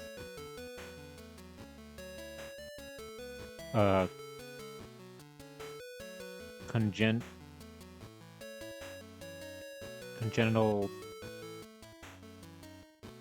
dead. I don't know what that says. That's the problem with like medical terms, is that like unless you know the medical term, they're really hard to read. Hold on. Again.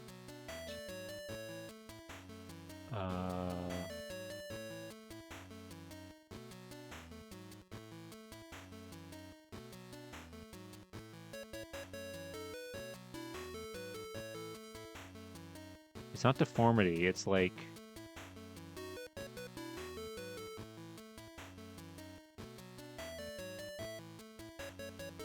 I mean, this first word, congenital, I think is how congenital, it means like from birth.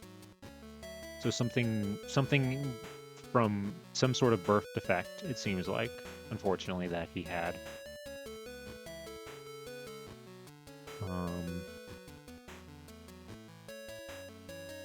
Yeah. Okay, so it's not her death record.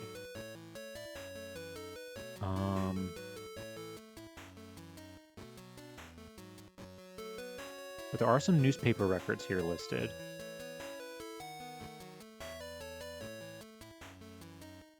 So the other thing I want to see, maybe, that might give us some clues then, is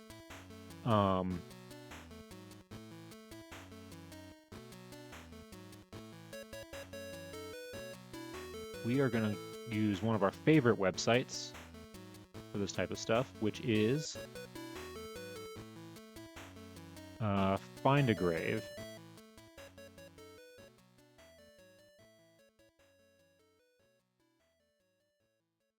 Oop. I'm on computer. There we go. All right, so Find a Grave, if you've never used it before, it's a great online database of, like, graveyards all throughout the world. That's kind of like a crowdsourced thing, where people go to graveyards and upload information and take photos of graves and stuff like that, so that way this stuff is searchable. So let's try Edna Knapp. And we know she was born in 1882, and I'll do a plus or minus 1 year just in case something weird happened. I have no idea.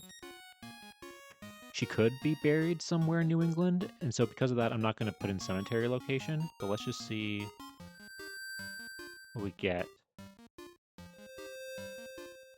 Okay, and a Whitney map, and a Catherine.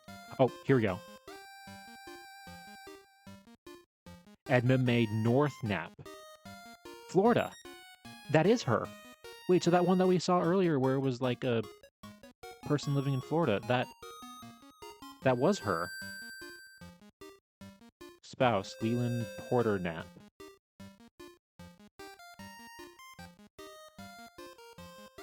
Edna M. Knapp, 1966. Burial, Clearwater Municipal Cemetery. So she does have a grave. And that's apparently...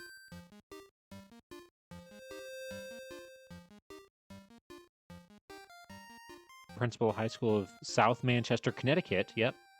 Daughter is Frances Litchfield Knapp Eastwood. Burial, Clearwater Municipal Cemetery.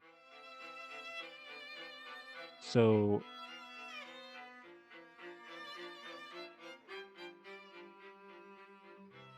Hold on.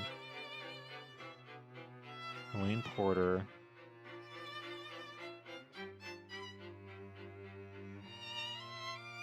Is she not...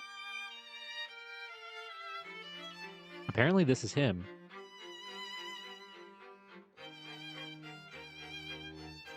Wait a second.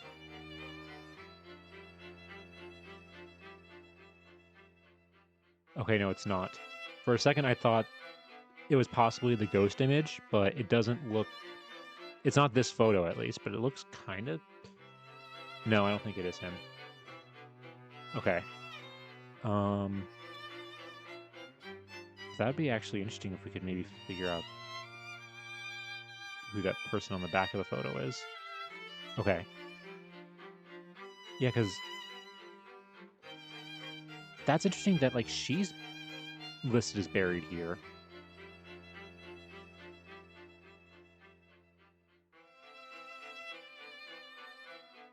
And the fact that... But there's no picture of her grave. And... Hold on. What was that? What year was that one? This one. Okay, 1940. So he's still alive. But she's divorced. Yeah, Clearwater. Look, Clearwater, Florida. So then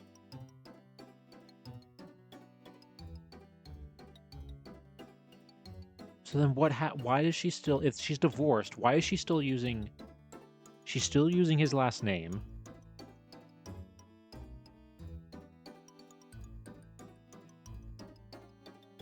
She's not living with him.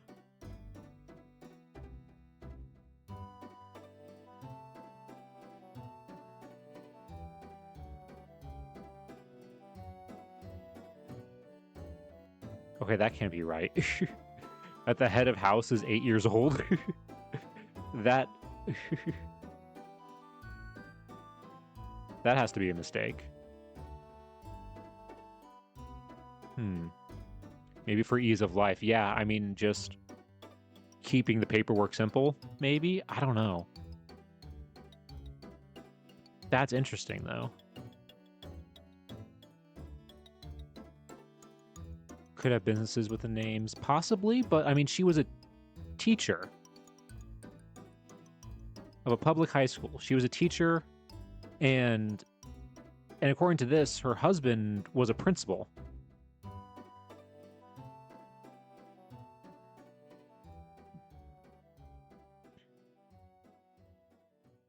Yeah, that's just, I mean, maybe the divorce was like not, what's it called? Maybe it was like a divorce where like maybe he wanted a divorce and she didn't. I don't know. Like it could honestly go, I feel like it could go either way.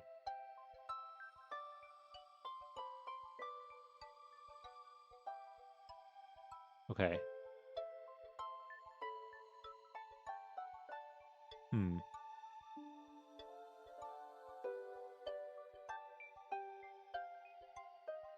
Or yeah, amicable. Both just parted ways. Yeah, that is also a possibility. I mean, if they are buried by each other, because if they're buried in the same cemetery, apparently they're buried in the same cemetery, even though she doesn't have a photo.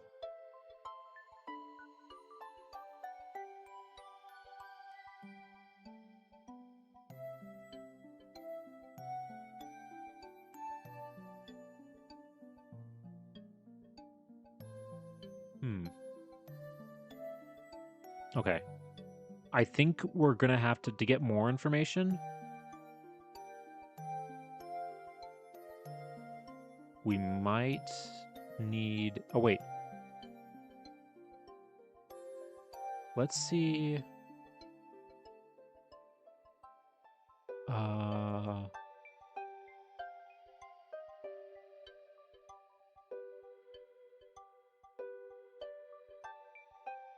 Where's the census that has him in it? Okay.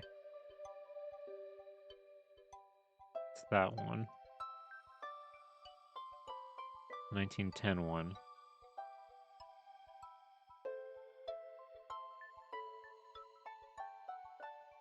Is that gonna be, okay, Leland P. Birth records. Marriage index. Oh!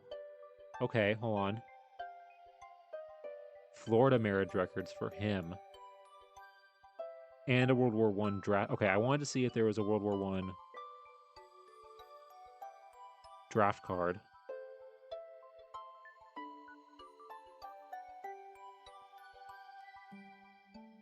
Okay. Leland Porter Knapp. 45 Church, South Manchester, Hartford, Connecticut. Okay, so yeah, so they moved to Connecticut. By 1917, they're in Connecticut. They're not in Maine anymore. So between 1910 and 1917 is when they move. Teaching, 9th School District, high school, just high school. That's it. Okay, at nearest relative, Miss Edna and Knapp. 45 Church. Okay. See anything else we got about here? Height, tall. Build, medium. Dark brown hair, blue eyes. No marks or anything like that other than that.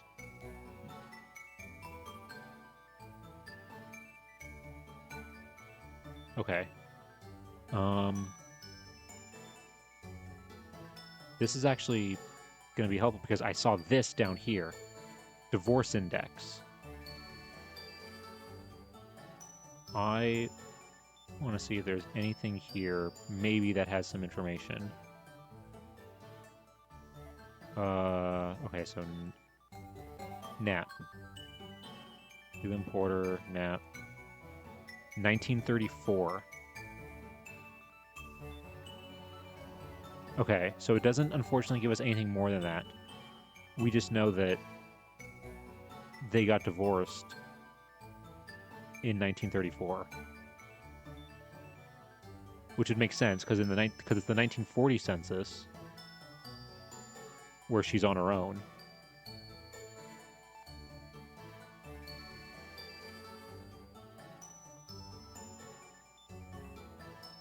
Okay.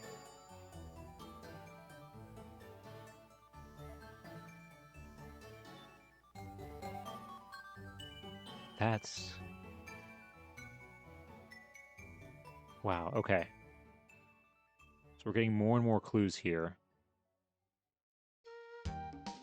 Hold on, was there... No.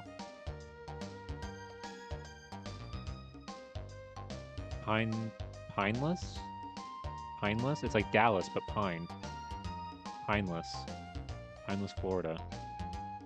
Okay, so yeah, so they did get divorced. We now know that for sure.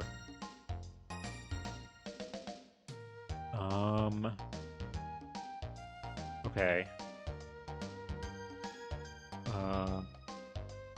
Florida marriage indexes. Hold on. When? Where's the... Okay, hold on. There's also this one, too. So we got married. Age 64, birth date, marriage date. 1944. Spouse Nancy Yoakum. Okay. So he gets married again.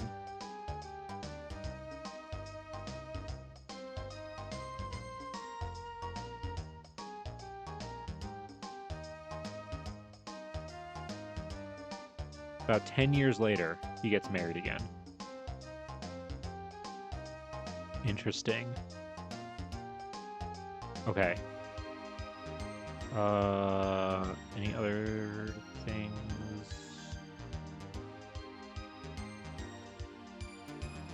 Okay.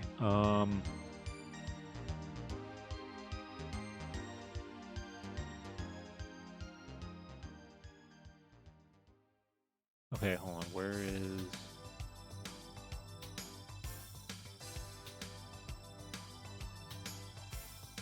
Okay, I don't think there's really...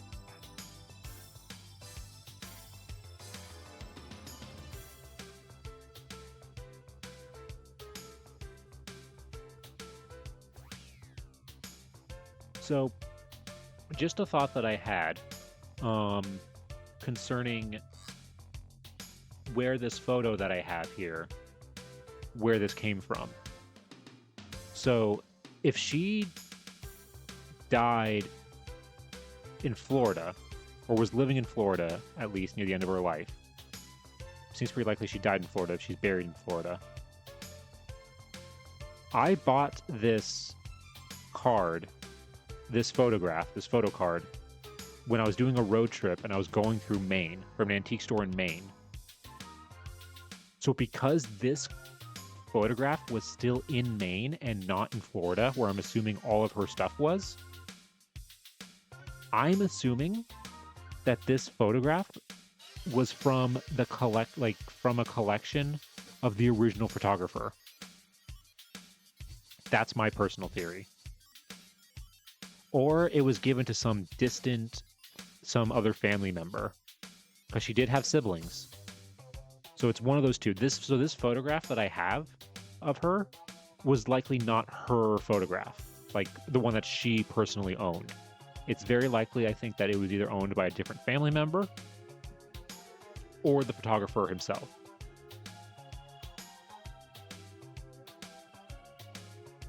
And maybe when the photographer died, his collection got sold off, you know, to wherever, or it just, you know, who knows? It's just crazy to think that, like, you know, somebody who yes, lived in Maine, but then ended up, you know, dying and being buried in Florida, still, you know, has traces of their stuff up in Maine, up in their home. Makes you wonder, you know, how many photos of, you know, you are still, you know, if you moved away from your hometown or you don't live anywhere near where you grew up or where you used to live at some point, how many photos or signs of yourself are still in those locations? Just something interesting to think about. Okay, I think now we're at a point, let's see. Are we... Okay, we're in the middle of ads right now. So once ads are done, actually, while ads are going, I'm going to go ahead and get it set up. We're going to move on to newspapers. And we're going to start researching newspapers to see if we can figure out more about them. Both, I want to learn more both about Edna and Leland, because both seem to have interesting stories that do part ways eventually. Okay, so let's start with Edna M.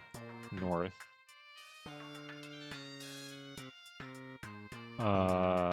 And we'll start... Okay, she was born in 1882, so we'll start 1882 to...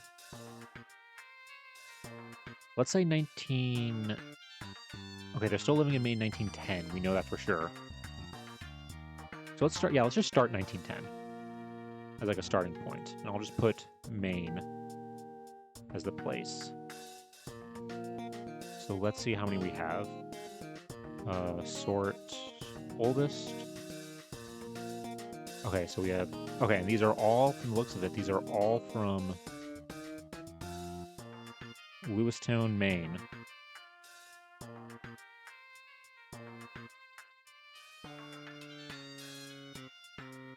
Okay. Alright, so let's see what these are. It looks like she's included, like, in a lot of lists, so possibly, like, you know, school-related things. Alright. Let's see. Turner. Okay, so this is all stuff that's going on in Turner. Turner is where she was living at the time. The Lewiston Evening Journal. Okay, yeah, so Turner is, like, the nearby kind of town that she, like, farm town that she lived in. Okay. Okay, the school board of Turner have made the following assignments of teachers in the common schools. Oh, okay, so this is... Oh, so she was still a teacher before she went to college. Because this is 1889, or 1899, when she was 17. Wow, she was a teacher at 17. And then she went to college. She would have joined probably in 1900. So maybe she did a year of teaching and then she went on, or she was a teacher and going to school at the same time. Okay, let's see. So village primary.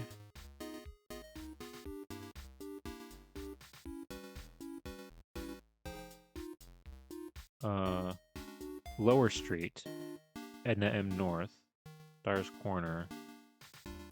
Okay, so that's where the school was, I guess.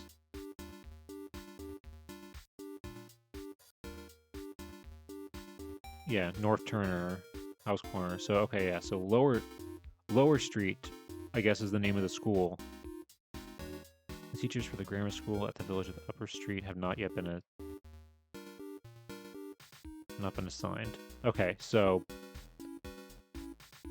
So that was her school, was the Lower Street School in Turner. And because Turner is such a small place, they probably a lot of like different farms and stuff like that, or different, people living in the countryside more, they probably have just like one-room schoolhouses and just tons of them in different spots, so that way they can, they can do this.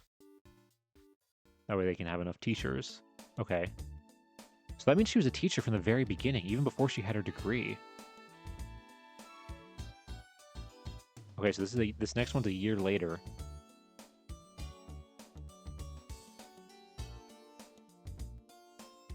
Okay, hold on.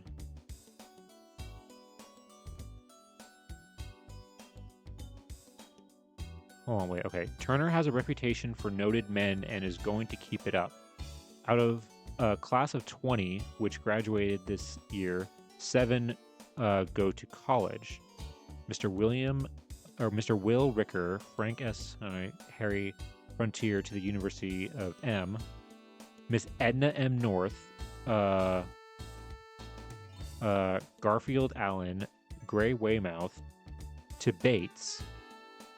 Okay, yeah, that's her. So she's... Interesting that the thing says noted men, but lists Edna here. Is she the only woman? Oh, and here, she's listed here again. Miss Mabel Dresser and Miss Edna M. North have returned from Kennetbuckport, where they had been spending their vacation. Ooh. Okay, so they have enough time to go on a vacation. But yeah, she's the only women listed here going to college, which is cool, actually. I don't know if I guess it's kind of an honor to, be a woman and listed amongst the great men going to college, I guess. I don't know.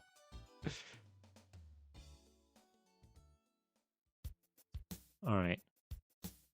Okay, this is December 1900.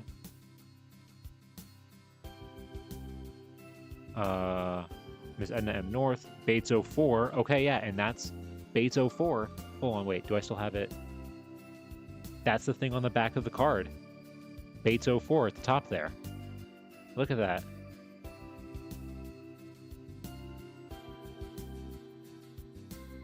Is home for the holiday vacation.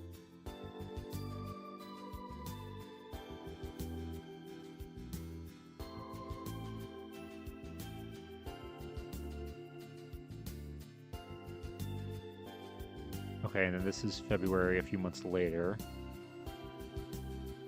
Tuesday in Turner. Okay. Miss Edna North was at home over Sunday. Okay, so that's very common in these old newspapers where, like, people would just, list when somebody was visiting or when somebody was going on vacation and stuff like that. So I have a feeling that's probably what a lot of these are going to be while she's at school. Yeah. Okay, what's this one? The 5th Division and its program for Friday afternoon.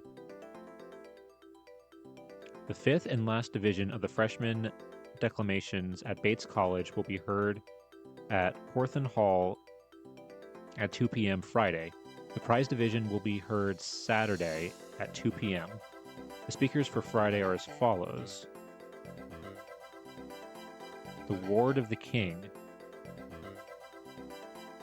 Miss Edna M. North. Okay, so that's what she was speaking on.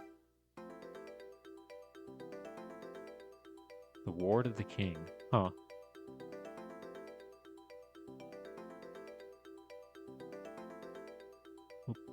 Okay, so she was doing that. Here's another one just a few weeks later. 6th Division. Will Bismarck be a greater historical character than Cavour? Affirmative. Negative. Huh, wait, so is this like... Oh, is this like a debate thing? Hold on. Bates College News, the senior exhibition, questions and speakers for debates. Okay, yeah, so it is a debate. So that was her question. I guess they were debating, will Bismarck be a greater historical character than Cavour? So she thought no.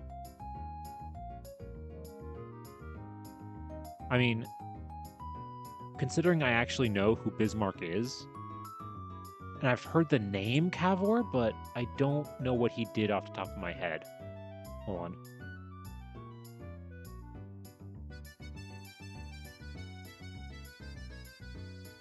Former president of Italy. Okay.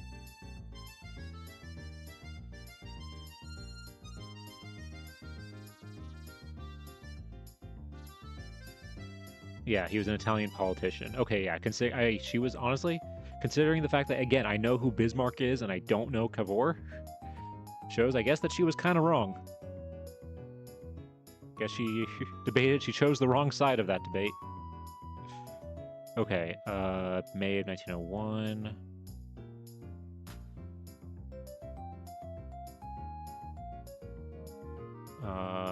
Miss Edna M. North of Turner, Bates 04, is teaching in Hartford. Okay, so she is teaching probably for like the summer. Doing like a summer teaching job kind of thing. So yeah, so she was constantly being like involved in like teaching and stuff. So I guess that was her focus.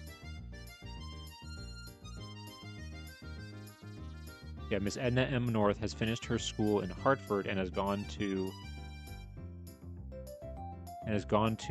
Harpswell for the season. Oh wow, she finished in like less than 2 months. Look at that. She started in like mid-May, and by beginning of July, she's already done. Wow.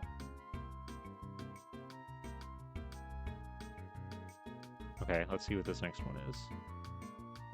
This is about a year later. Is this a thing? Our cities and counties. Okay, hold on. Pierian Society at Bates College elected officers on Friday night as follows. President, Assistant Secretary, Treasurer, Music Committee, Membership and Decorating Committee.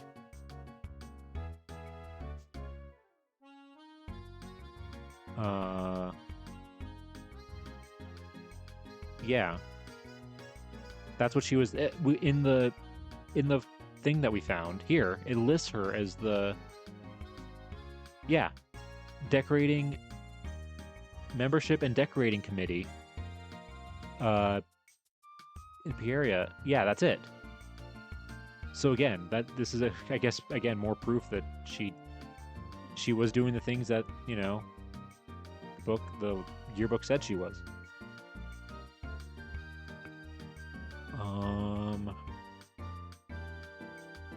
Okay, let's see what this we get Bates. Cover of the new student, the Stanton Banquet Society program.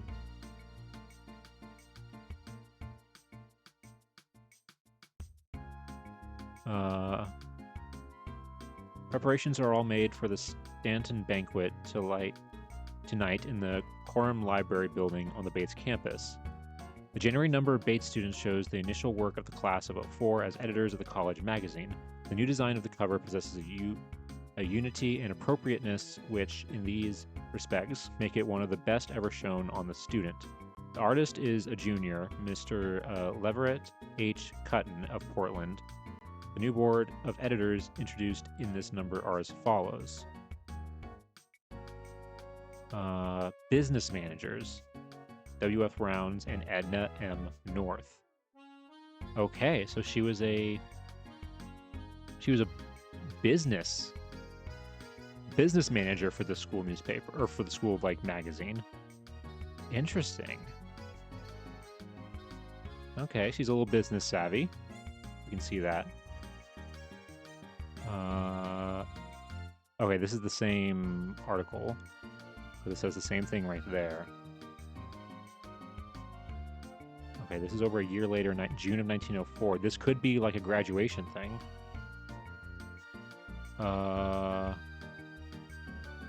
Seniors at Bates. Closing work of the literary societies at Bates.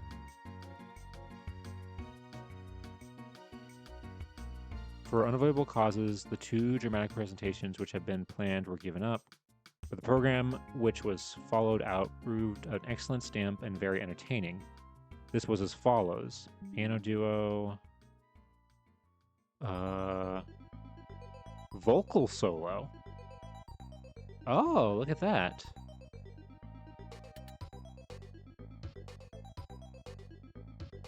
She could sing. Look at that. She was singing. And I don't think, yeah, vocal solo I think is a singing thing, because oration I would assume mean like speaking, like a speech or something like that.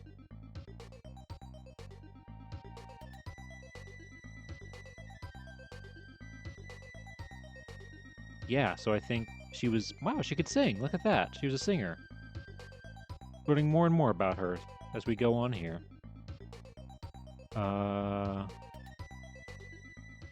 Okay, and this is September, so this might be a...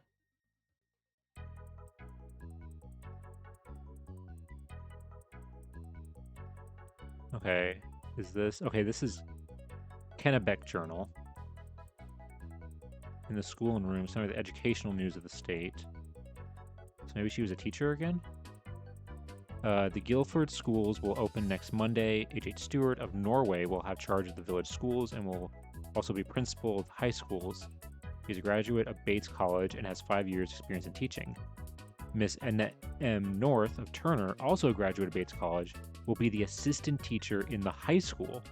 9 of 13 teachers of Guildford are residents of that town. Okay, yeah, so she's being a teacher. She's an assistant. The assistant teacher in the high school. Okay. So yeah, teaching seems to be kind of like her main line of work. Okay, so this is... Okay, so the next thing is December of 1904.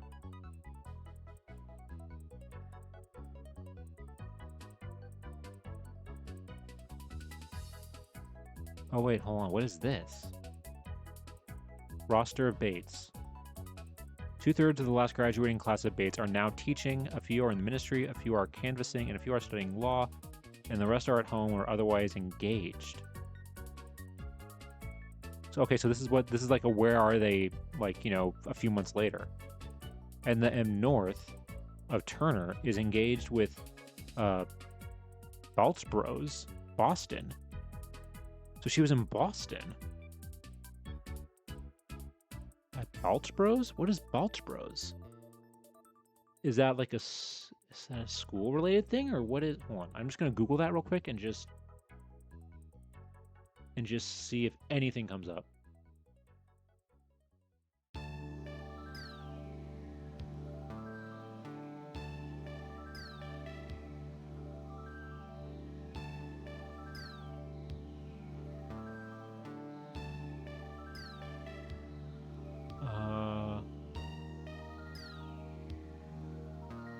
I'm not finding anything for this. Yeah, I'm not finding anything, unfortunately.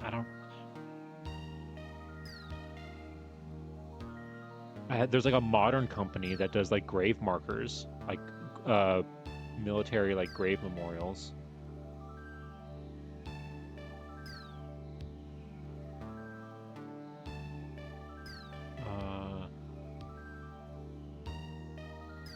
Huh. That might be it, but it's like, why would she be... It's that's a crazy change of work from being in a school to that.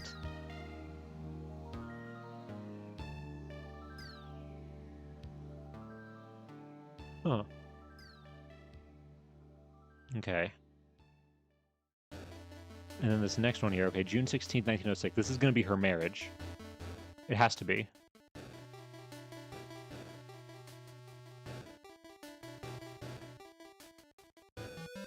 Okay, here we go. The marriage intentions of professor. He was a professor. Leland P. Knapp of the Levitt Institute faculty, and Miss Edna M. North of Turner, daughter of Mr. W. F. North, the grain dealer, are recorded. The wedding will be held at the residence of the bride and will be very quiet on account of the recent death in the family. Oh, who was... Wait, hold on. Where's her...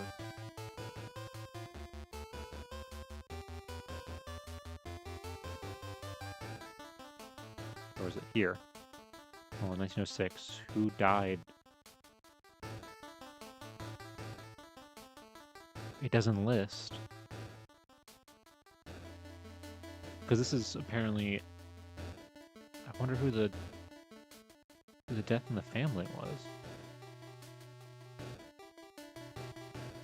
I mean, it could have been Dora or it could have been Charles. Because these don't have end dates.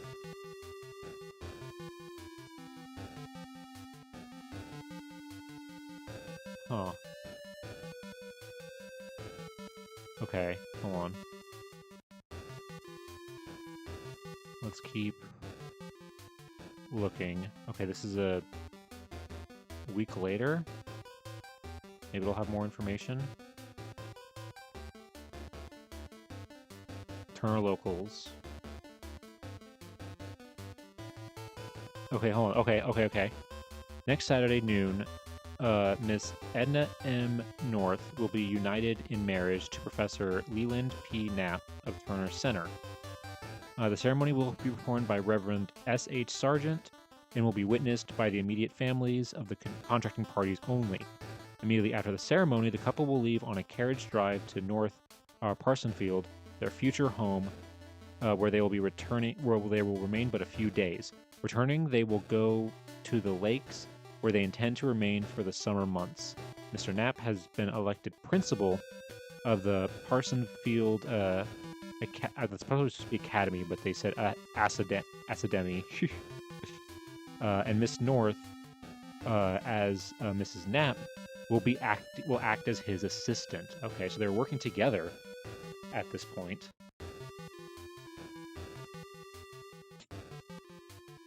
Okay. So the next thing, we don't get another thing until 2 years later. And this doesn't look right, because that's Edna M. Luce North. Yeah, okay, no, that's not her. That's just a weird search engine thing. Same with all these. Okay, so I think last thing we don't get with actually... Okay, we get something here from 1909. Leland... Principal of Rockland High. Okay, that's the one that we see in the... Leland P. Knapp of North Parsonfield, Colby Man, chosen. Okay, yeah.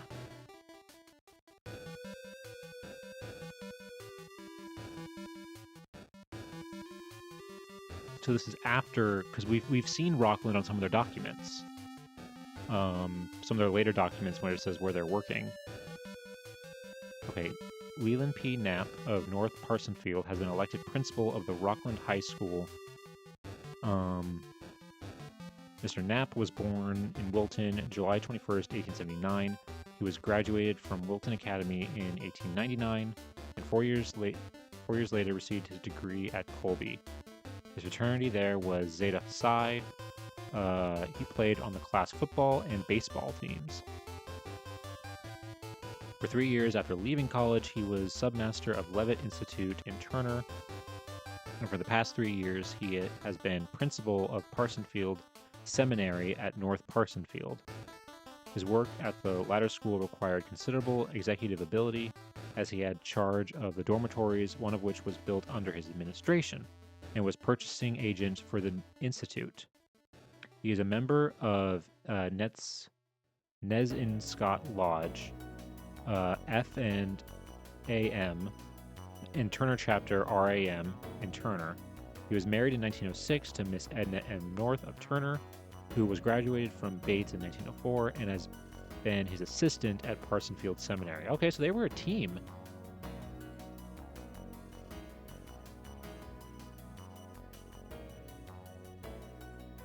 They were a team working together. Wow. It's sad that, unfortunately, their marriage didn't work out. Wonder if we'll find anything on that.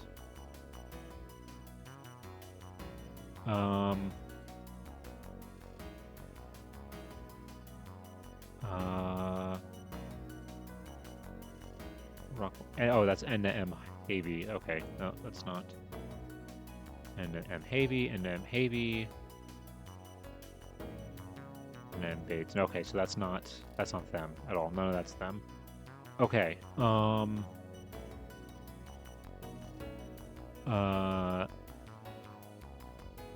Let's try Edna Knapp and just see.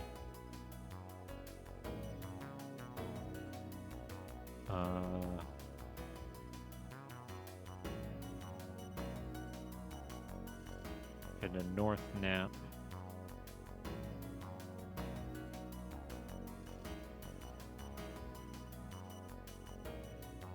Okay, hold on. Guilford. The village schools will open next Monday, the 10th. The high school will have the same teachers with the exception of one who takes the place of Miss Edna North Knapp. Okay, so that's when she left. So she was there, and then this is September of 1906, so that's when she went with her husband to Parsonsfield, to be at the school there. That's the same article. Hold on, wait, how many things were there? 13. Parsonsfield. Let's see. North Parsonsfield. 2 teachers from the seminary, Miss Moore and Mrs. Edna M. Knapp, attend the musical festival in Portland Wednesday night. Okay, so she's doing some traveling while she's still there. And this is October 1907. Mr. and Mrs. Frank, the son of Turner, were the guests of their daughter, Mrs. Edna M. Knapp, at the seminary over Sunday, returning home Monday. Okay, yeah, so a lot of these are probably just going to be them, doing various traveling and, going to visit family and stuff like that. Miss Edna Knapp arrived here this afternoon to stop over Sunday with her parents. She has just been on a trip to Washington, D.C. Wow, okay, that's a long way to go from Maine to Washington, D.C. in 1908. Probably take a lot of different trains. Wow, I wonder why she was going there, because it doesn't say anything about Leland being with her. Huh. 1909. Social news. Several graduates of Bates College, Lewiston, and class of 1904 have recently enjoyed a reunion and house party for 10 days at Lake Auburn. Included in the party were, okay, Edna North Knapp. Yeah, that's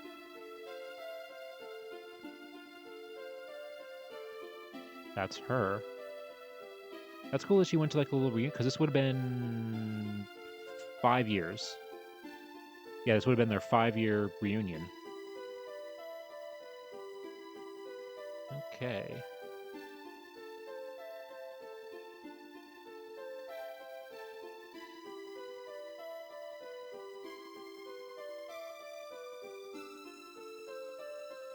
So we got a 5-year reunion there. Let's see what else we got. This is about 2 months later. Miss Edna M. Knapp is visiting her parents. Okay, so just visiting her parents.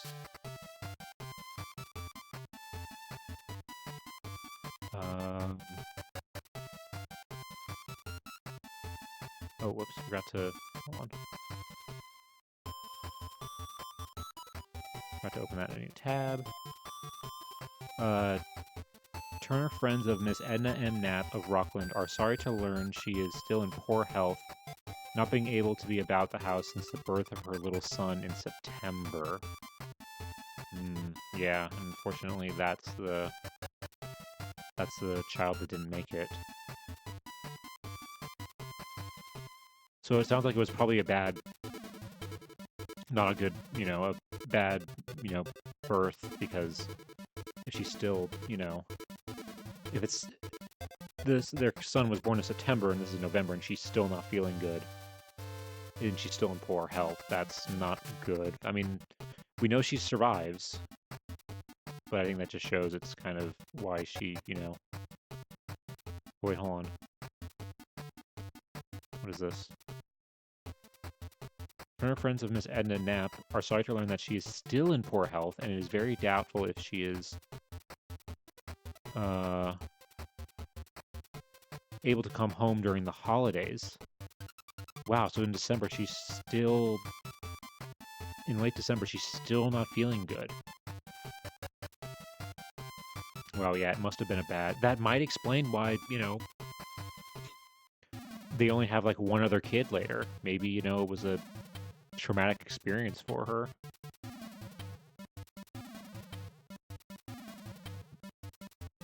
Miss Edna M. Knapp is spending a few days with her parents. Okay.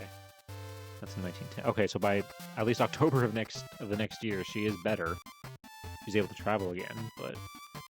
Wow, yeah, that's... Okay. Miss Edna Knapp of Rockland is the guest at her home of her father. Mrs. Knapp and Mrs. North visited Mrs. Mary Thomas at West Minot Thursday, and Mrs. Knapp will return to her home Saturday.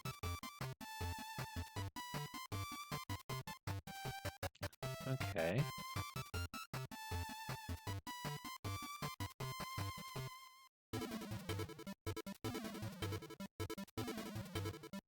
Okay, so that's just to 1910.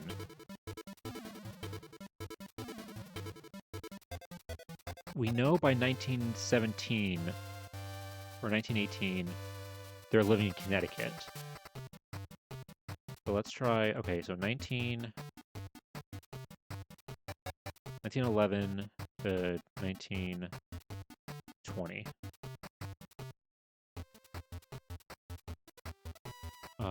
Okay.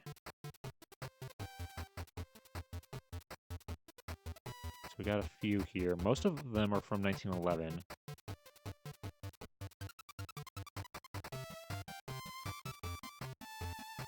These ones say Miss Edna I. Knapp, which is not the right person. That's not her thing. That's not her middle name. Okay, and then... Okay, this is just local news. Frederick North is visiting his sister, Miss Edna Knapp, at Tacoma Lakes. Okay, so yeah, just another visiting family members. Mrs. Edna Knapp is entertaining a house party this week at her camp at Tacoma. All the girls being classmates at Bates College. Okay, so she's still keeping in contact with everybody. Her camp at Tacoma. So it sounds like they had like a... Maybe like a vacation or like a cabin house at Tacoma Lake. She's still keeping in contact with her college friends.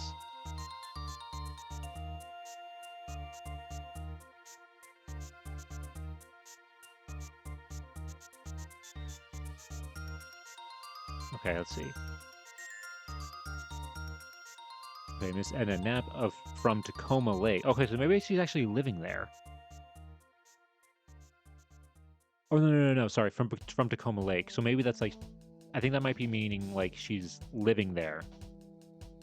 Or she's just, like, that's her temporary, where she currently is kind of thing. I think. Is possibly what this is referring to. Miss Edna Knapp from Tacoma Lake, visited her. From Tacoma Lake, she went to visit her parents, is what I think this is saying in this case.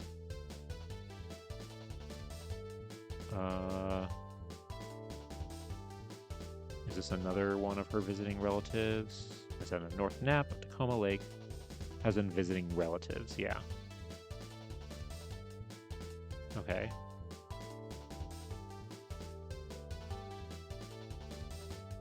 Let's see. There's Edna Knapp returned to Rockland Tuesday. I've been with her parents a week. Okay. She's going back to Rockland. And then here's December of that year, 1911. Rockland Methabesic?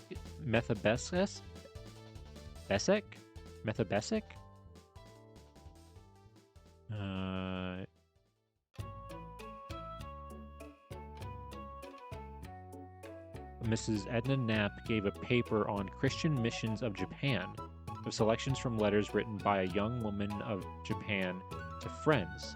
The letters were on real Japanese decorative stationery and can be described as being written by the yard. Mr. Knapp acknowledged receipt of $20 given by the club towards the purchase of an encyclopedia for the high school.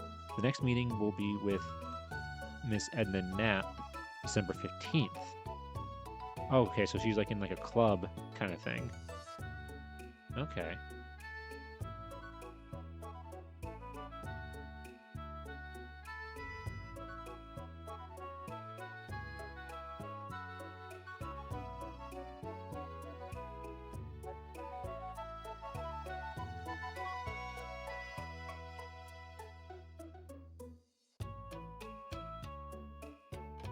Okay, so next one. So the next one isn't until like 3 years. So unfortunately, we don't have anything on that December 15th meeting, it looks like. The next thing goes to September 13th.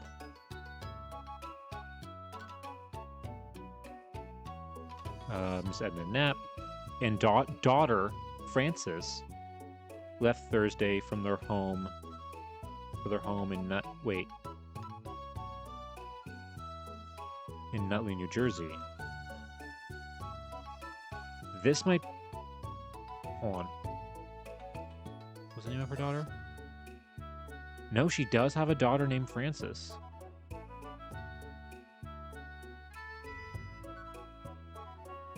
So are they living in New Jersey at the time?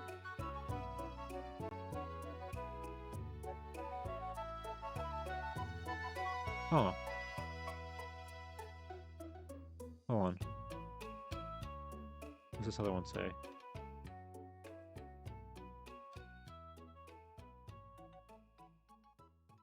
Alumni register. Spelling names are added to the alumni register. Okay. Wait, it's called... Okay, yeah, wait. So...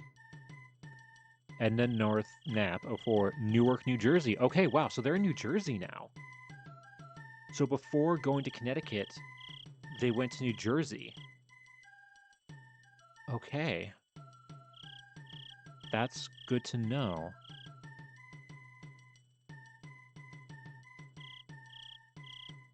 And yeah, okay, yeah, these last two we know aren't her. And this one I think might just be the same thing.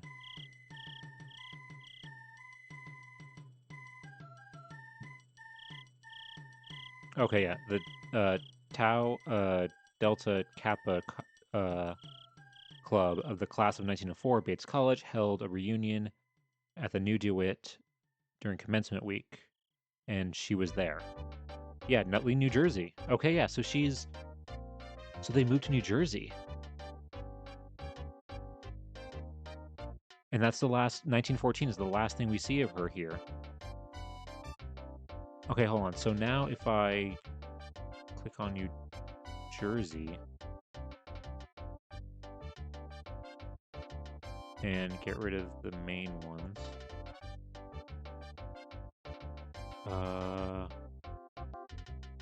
Okay, these ones that are Mrs. Edna Knapp. We know that's not her because...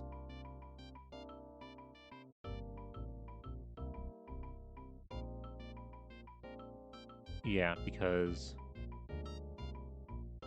These are from Bernardsville, New Jersey. Yeah, okay, so yeah, all these ones that are miss are not her. That's a different Edna Knapp. Nope. Is that all these ones are going to be, or just that? Because they're all from the same place. Bernardsville, New Jersey.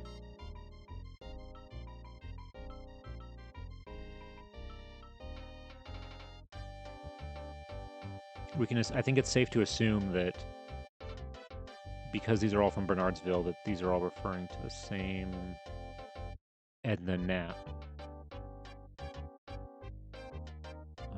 Yeah, looks like it.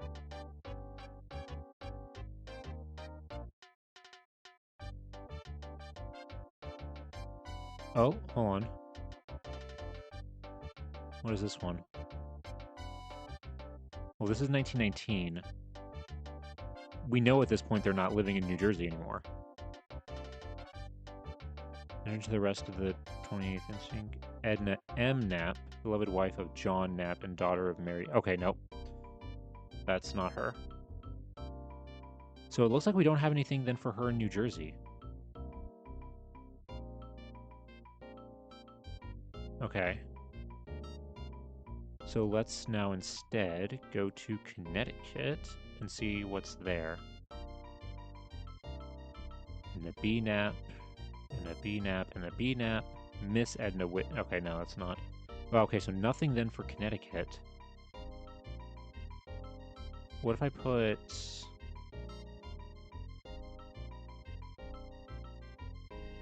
her husband? That is how you spell it, right? Oh, Leland, sorry.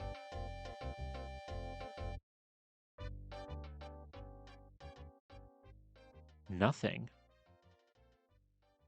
Wow. Okay, hold on. Okay, so we know, but we know that they're still there by 1921. So, or by 1926. So there's a city directory from 1926 that we know that they're there. So let's do 1921 to 1930. Let's try Edna Knapp again.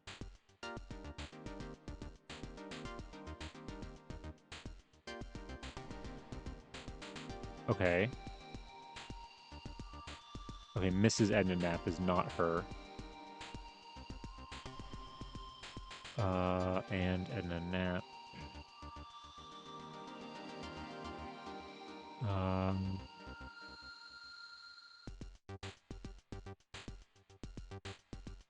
This is from Hartford. Oh, but this is a thing, KDKA Pittsburgh. So this is what's going on a radio station in Pittsburgh. Okay, no, that's not her. That's crazy that there's nothing. Oh, whoops. That's weird that there's nothing from their time in Connecticut there. And I feel like if we just search Knapp, it's just gonna be, yeah, 9,000.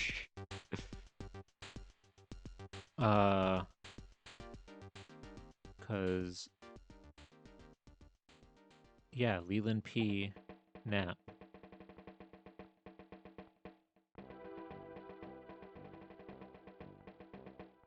Manchester, Connecticut. 1926. So yeah, they are in Connecticut in this time frame.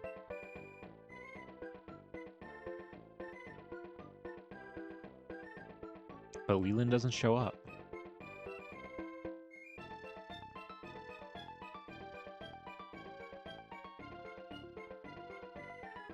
That's interesting, especially because he was a high school principal. You would think that there'd be some school records or something that, you know, he would be included in.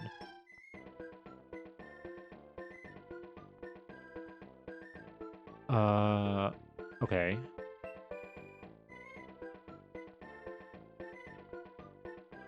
Okay, so let's try this again. Let's change it to 1931. But we know by 1934 they're living in Florida because that's when the divorce happens.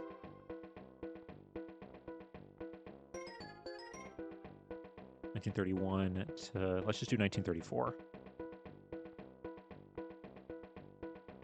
Nothing.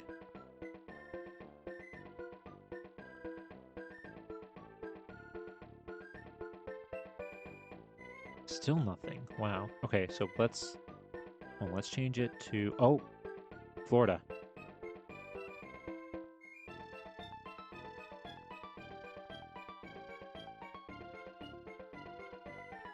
Okay. What is this? Orlando Sentinel. Mrs. Frances Knapp weds Eastwood Jr. Okay, that's their daughter. Mr. and Mrs. Leland Porter Knapp of Clearwater announced the marriage of their daughter, Frances Litchfield, to Mr.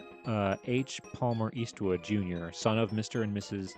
Harry Palmer Eastwood of Orlando. Marriage took place at 5 p.m. Saturday, February 17th, at the home of Mr. and Mrs. Knapp in Clearwater. They might have gotten divorced not long after this, because this is February of 1934. And the divorce record... Where is it? Here, yeah, Florida Divorce Index. Leland Porter Knapp. We know it took place in 1934.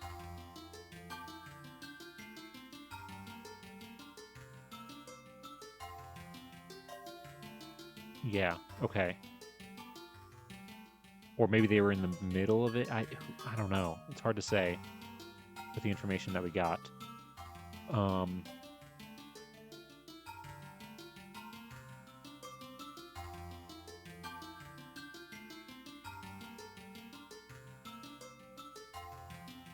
Okay.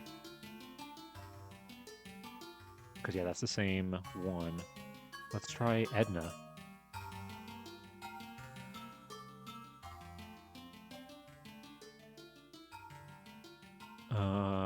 Miss Edna Knapp. No.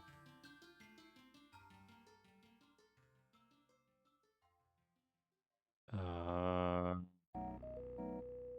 on, what's this one? Safety Harbor Junior High. Edna N. Knapp. No, that's not... It's not her.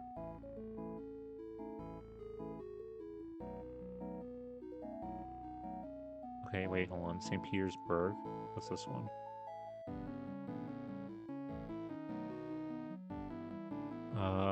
Carnival parties given Monday at Art Gallery. Throwing hoops around an arrayment of objects. Another feature. The hostesses were assisted by Miss Edna Marks and Mrs. Edna Knapp. This might be them? Tampa Bay Times, St. Petersburg, Florida. Where are they from again? Clearwater? Is that what that one newspaper said? Clearwater. Where is Clearwater, Florida? Is it near St. Petersburg? Or Tampa Bay? It is. Okay. That is probably her then. Okay, good to know. That's likely her. Okay. So all these St. Petersburg ones. Yeah, in this county. Okay. Okay, this is July 24th. Miss Francis. Oh, wait. Is that a picture of their daughter? That's their daughter. That's Frances. Wow, that means we have photos of the whole family. Because we have, Edna above me. That's their daughter. And that's Leland. We have photos of the whole family. That's great. Because that is who they were. Yeah. Yeah, Miss Frances Knapp left, daughter of Mrs. Edna Knapp, Goodwin Apartments, left Saturday evening to be the guest of Miss Edith Myers, daughter of Lieutenant Colonel Preston Ayers and Miss Ayers at Camp Foster, near Jacksonville. Ms. Knapp will enter the Florida State College for Women this year as a senior.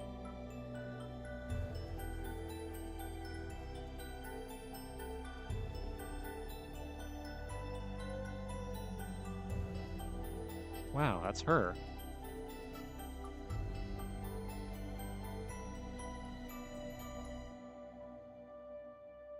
That's crazy. Okay, hold on. What's this other one?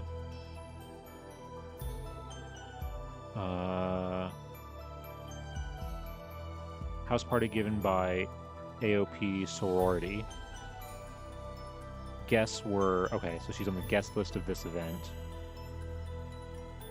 Okay, so she's still... Nothing about her working at this time. Is this another... Annual beach party is given by sorority. Okay, so this is the same sorority. Members who were hostesses. Miss Edna Knapp was chaperone during the house party, so she was just assisting. She was a chaperone. Is her daughter listed here?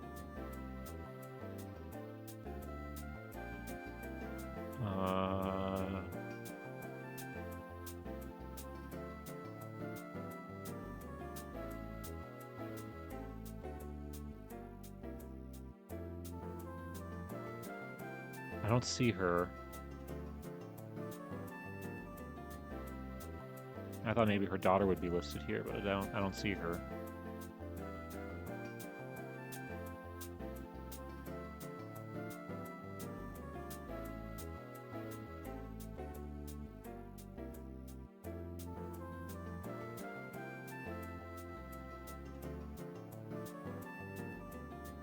Let's see. Several friends from other cities were among the guests. Miss Paul Boyles entertained yesterday at the luncheon party for her sister-in-law.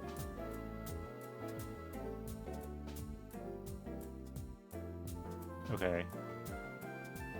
So she's on another list for another party. Wait, that's a Miss Edna Knapp, so that's not her.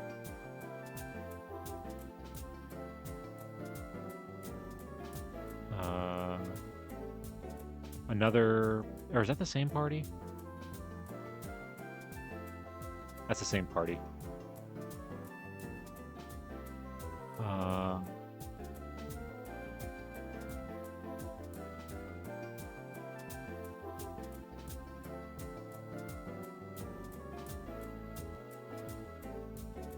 Yeah, so it looks like... Okay, that's Miss...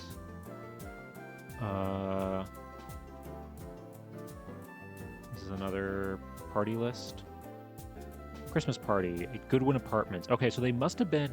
That's probably where they were living. Because the one with her daughter also mentions Goodwin Apartments, so that must be where they're living.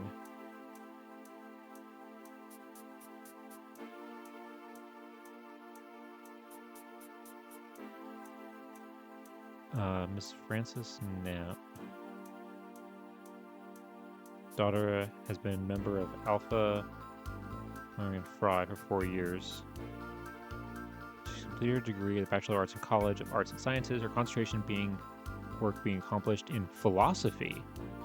During her senior year, she studied under the special supervision of Dr. Anna Forge-Liddell and completed some graduate courses in logic and philosophy.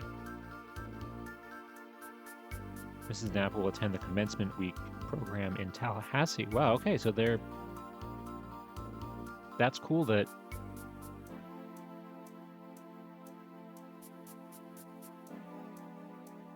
That's cool that her daughter... Okay, yeah, we know that her daughter was a major in philosophy.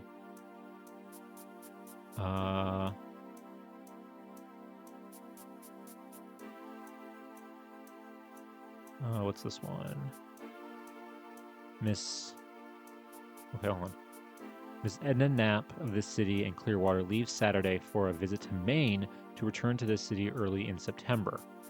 Mrs. Knapp will resume her duties as teacher in one of the Clearwater schools. Okay, so she is working. Miss Frances Knapp, her daughter, will go to Orlando the latter part of the week to make an extended visit with Miss Edith Aries. Okay.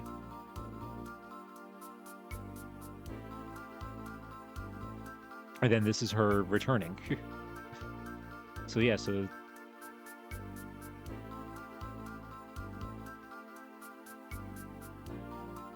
Yeah, this is her returning from her trip. So about a month and a half later, she returns.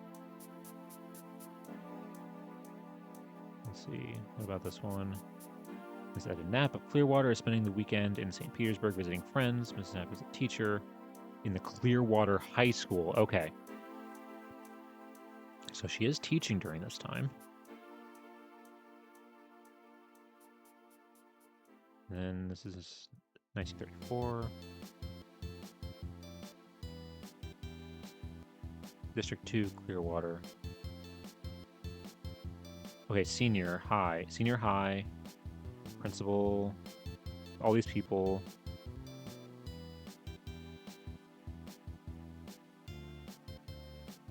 I'm guessing these are all teachers.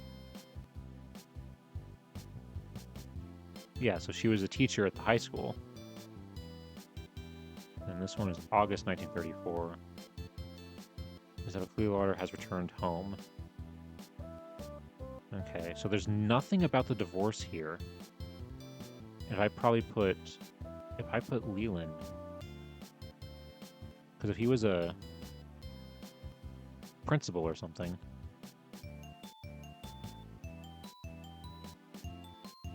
that's crazy that he's not even listed.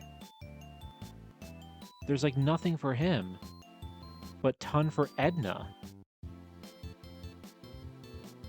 But let's see, okay, because if they got divorced in 1934, does she continue to use...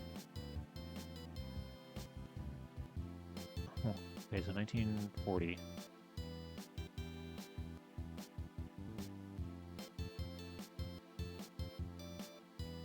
She's still... Well, okay, there's 53 here. We don't have the time, unfortunately, to go through all of these as much as I would want to.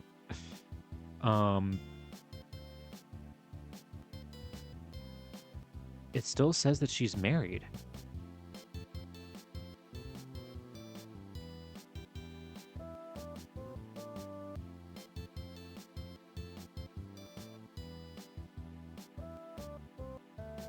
During a dessert course, large wedding cake. On a party.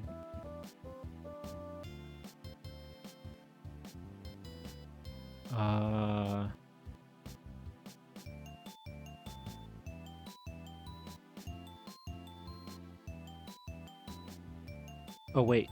What is this?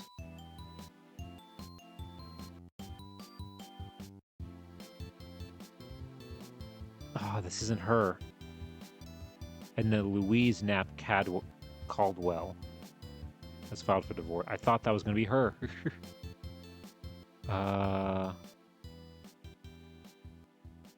Yeah, it's from Daytona Beach, so I guess that makes sense. That's not her.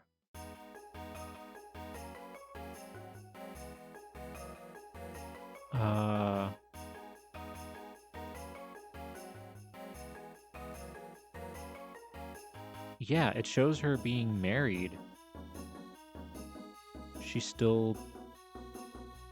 Maybe because she was a teacher?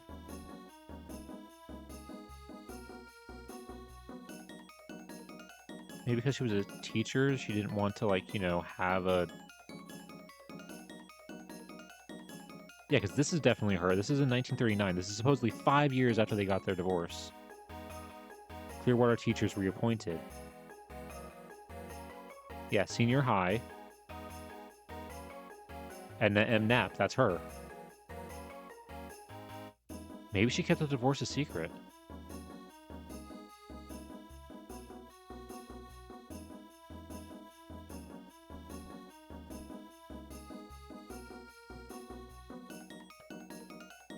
Yeah, because these are all similar things about...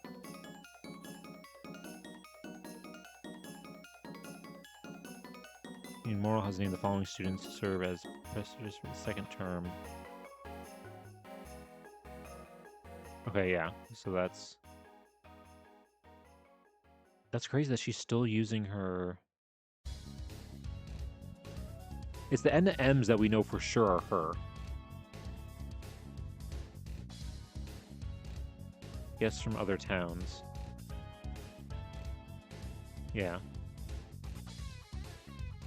I'm going through these a bit more quickly just because, you know, there's more and we're kind of... Because like I said, at the beginning of stream, I said I have to be done here by...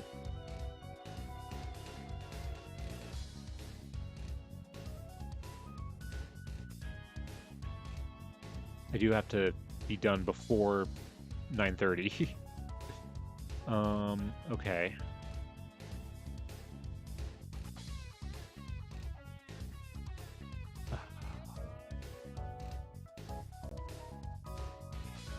Let's see. And the K now. Okay, we know the N and K ones are not her.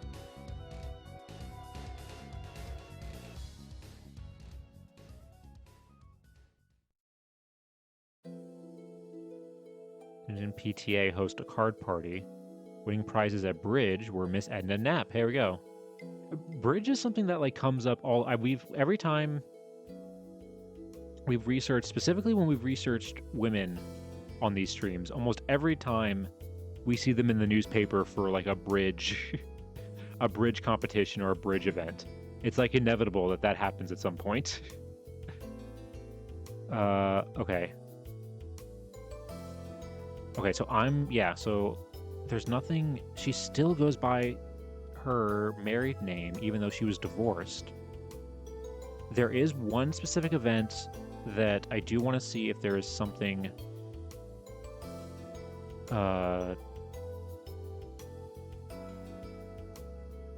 for her. We'll see first how many entries there are here. Okay. Oh wait, what's this? Archie R. Carlson and wife. And Myron Wells and wife to Edna and Knapp. Lot 3. That might be her. It's because N and M are so similar that like that might actually be her.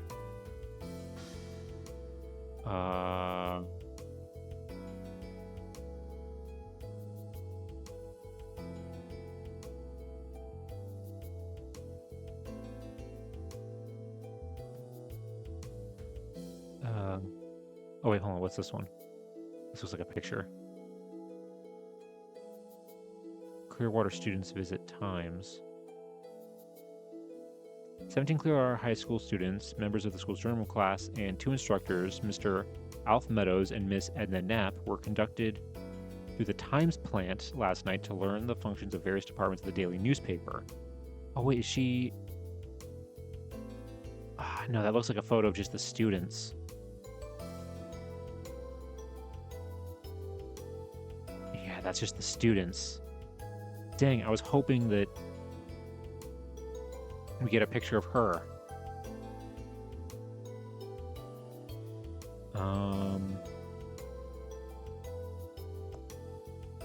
It looks like it's mostly...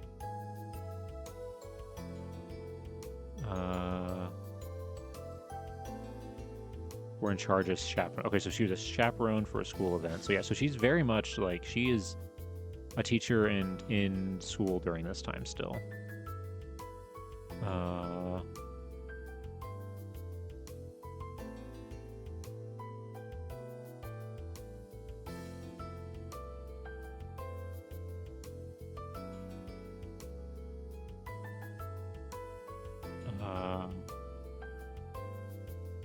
I'm looking for ones that are like, that don't look like, you know, they're like just the normal list. CHS journalists are given supper.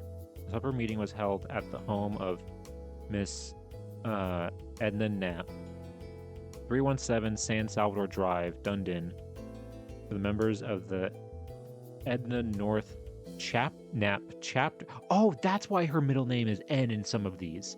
For North for her maiden name. That's why she. Okay, so this confirms that it's her. Because for a second I was thinking like, okay, there's a couple there. There's like a little too many that are N for it to be like, it to be like a mistake, because I feel like it's happening pretty often. But no, the N is referring to probably her maiden name, North. That's why. Okay, that makes sense. That's what that's referring to.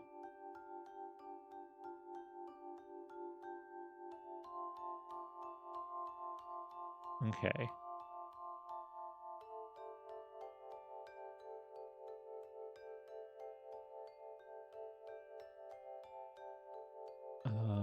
Okay. So she's also in charge of like the journalism stuff.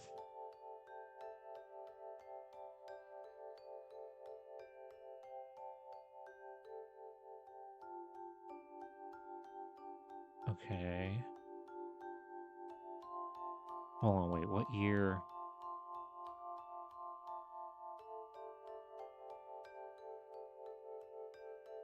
Okay. So I wanted to look specifically at the year 1946 because apparently that is the year that Francis dies.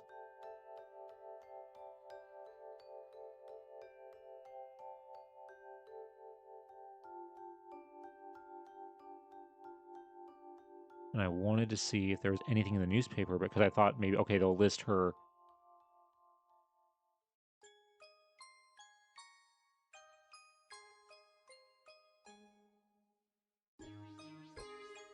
Okay, hold on, wait, there's this thing from...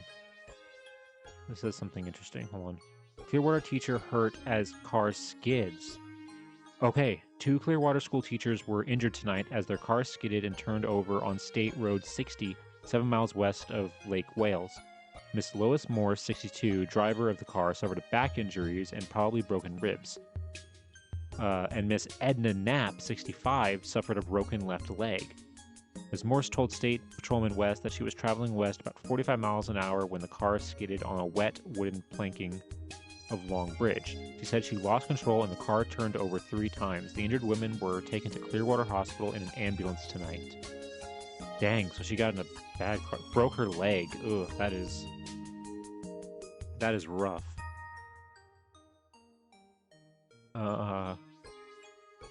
This is the next day. Does it have more information, maybe? Miss Lewis Morris, pioneer teacher, hurt in crash. Pioneer teacher at Clearwater School was seriously injured, and Miss Edna Knapp, 65, also a Clearwater teacher, suffered a broken leg Saturday night. Car skidded. Miss Morse was reported still unconscious. Wow. Okay, so... oh, wow, so she wasn't conscious. But wait, how could she give the report in the last... If she's still unconscious, how could she have given the report in the last thing we just read?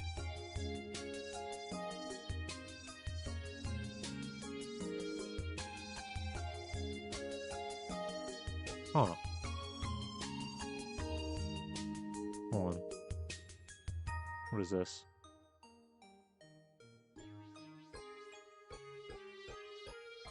Paul Boyd announced that flowers were to be sent to 2 high school teachers, Miss Lewis Morse and Mrs. Edna Knapp, injured in an automobile accident last week. Okay, so they lived. Oh, well, I mean, we knew Edna lived, but it's good to know that the other one, that Lois Morse, lived.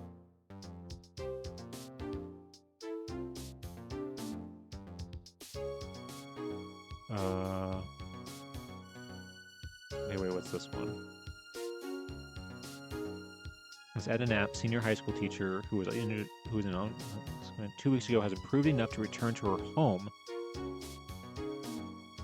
Miss Lewis Morris, also of senior high, is still confined to Morton Plain Hospital, although her condition is improving. Wow, this is weeks later, and she's still at the hospital. I mean, a broken leg, though, that is a serious, especially in late 40s. Yeah. Okay, this is October.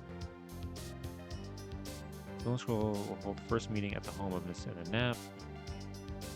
And then, okay, so she's back by that point, she's back at school.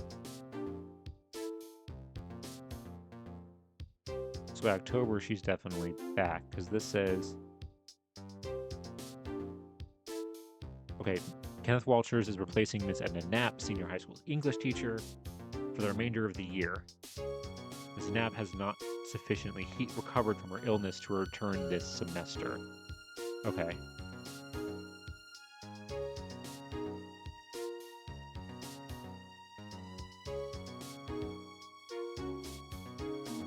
Anything that has like like this, I want to like. Teachers are ever busy. Okay, this is talking about other things that they do. Miss Edna Knapp, sponsor for Quill and Scroll Club, advisor for the Chatter school newspaper, and teacher welfare committee. Okay.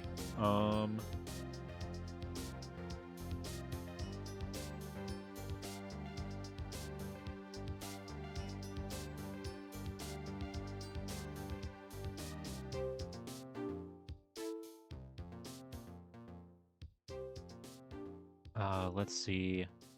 Okay, so that's the end of that for the 40s.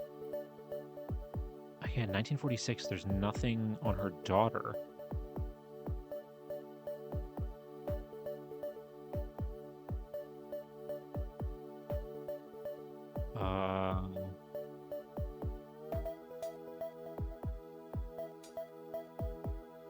Let's see, journalism. Oh, wait, hold on. This might be something. Private rights held for two in suicide pact?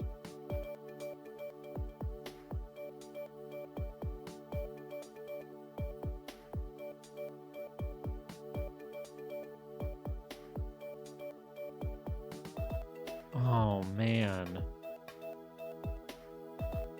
Oh, that is...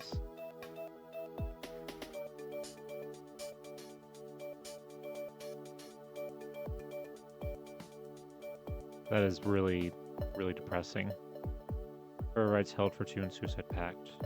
Private funerals are held here today for Miss Frances K. Bullen and Harry J. Izard of Dundee, who were found dead in a car in Dundee Isles Wednesday in what officers said was a suicide pact. Mrs. Bullen, who had recently suffered a nervous breakdown, had been cared for by Izard, a male nurse, who was living at the Bullen home. Mrs. Bullen is survived by her husband, Robert H. Bullen, and her mother, Miss Edna Knapp of Dundon, and her father, Leland P. Knapp of St. Petersburg.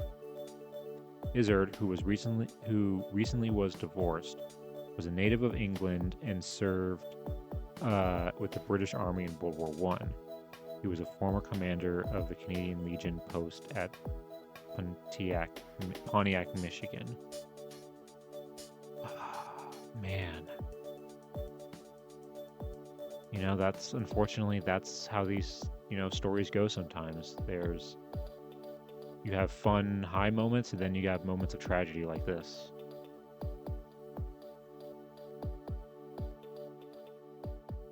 Wow, both together. It sounds like they clearly started to form a relationship when she was caring for him. Maybe... Because he was recently divorced. Maybe they thought that, there's no way we'd be able to, be together or something like that. Maybe they had, because she was recently divorced, and she wasn't. She was still married. I don't know. Who knows what was going on in their heads, unfortunately. You never know.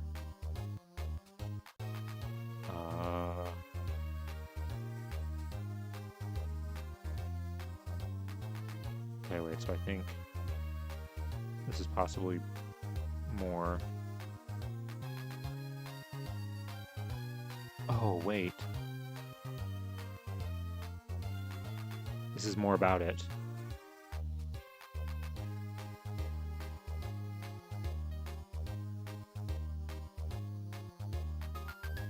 Oh, man. about... Oh, this is more about it. Okay. Harry P. Izzard. Wow, this is a whole... So they have a photo of him. That's him. Okay.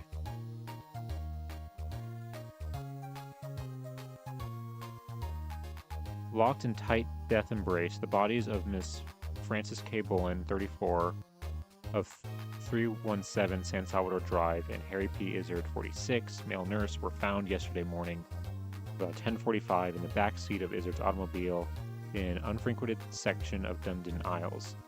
A new garden hose attached to the exhaust carried the death-dealing gas to the back seat. Mrs. Bullen was the wife of Robert Bullen, a draftsman at the citrus concentrates plant. Magistrate R.L. Baker, who investigated as coroner, said the couple left a number of notes indicating a suicide pact, and for that reason, he would hold no inquest. County officers headed by Sheriff Todd Tucker and Mrs. Bullen said Mrs. Bullen had been suffering from a nervous condition for several months and had been under the attention of Izzard, a male nurse, formerly employed at Mees Hospital in Dundon. Izzard lived at the Bullen home. Early yesterday morning, Mr. Bullen missed the couple and asked the police to broadcast a description of Izzard's car. Bullen charged that Izzard had taken Mrs. Bullen away in his car without his permission. The car was located at 10:45 by patrolman Bernard Ryan, parked on a deserted brick road just off San Jose Drive. The patrolman broke a small window and unlocked the car, and after finding the man and woman were dead, notified the sheriff's office. Mrs. Bullen and Izzard were fully dressed. In fact, it appeared as if they had put on their best clothes for the occasion. Mrs. Bullen wore a yellow waist with a heavy skirt. She wore ran hose. Her heavy alligator purse was on the front seat. She had a watch on her wrist and rings on her finger. A set of earrings was found outside the car. Izzard wore lightweight dark brown trousers, white shirt, and two-tone shoes. A bottle about 3/4 filled with sleeping potion was found on the front seat. There was a theory that the officers at the couple probably drank this before turning on the death gas. There were no signs of a death struggle in the car.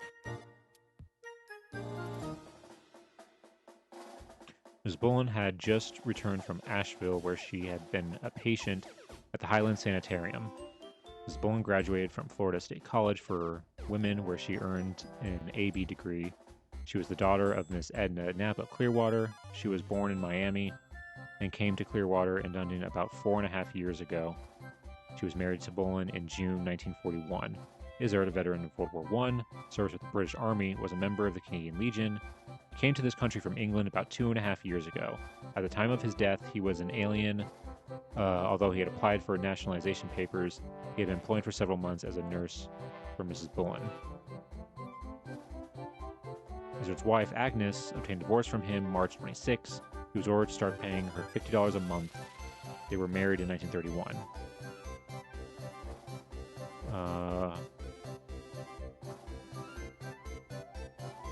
Let's see. Transfer little. One note was addressed to Mr. Bullen. Its contents were not revealed. Another was addressed to a minister, the Reverend G.H. White of London, England. Another to the Prudential Life Insurance Company, Atlanta, and another to Miss Agnes Izzard, divorced wife of the dead man. Wow. Oof.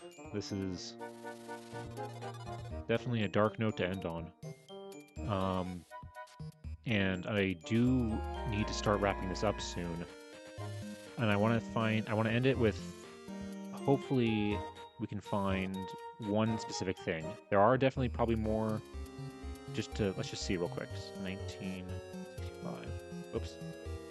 Because there probably are still more.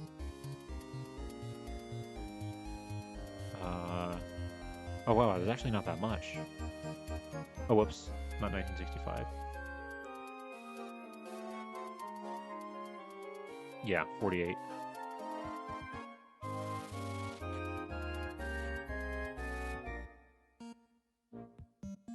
Okay. But I do want to see if we can specifically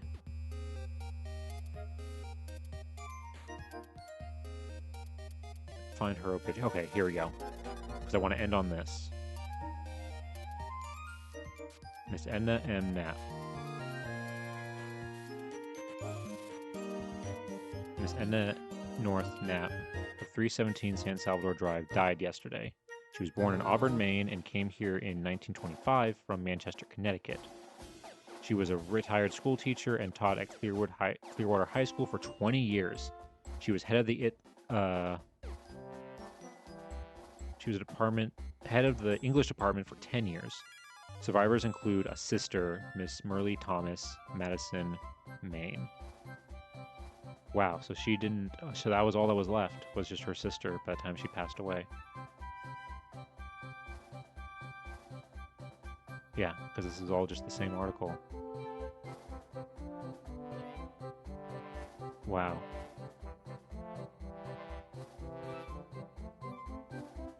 What a crazy life. And what a crazy stream. I mean, the fact that... What's crazy to me is the fact that we were able to actually find the exact photo that I have in her... This is her college yearbook. And that's her. The exact same photo. That is crazy. That that I actually have this now. And what an interesting life. She was a devoted teacher.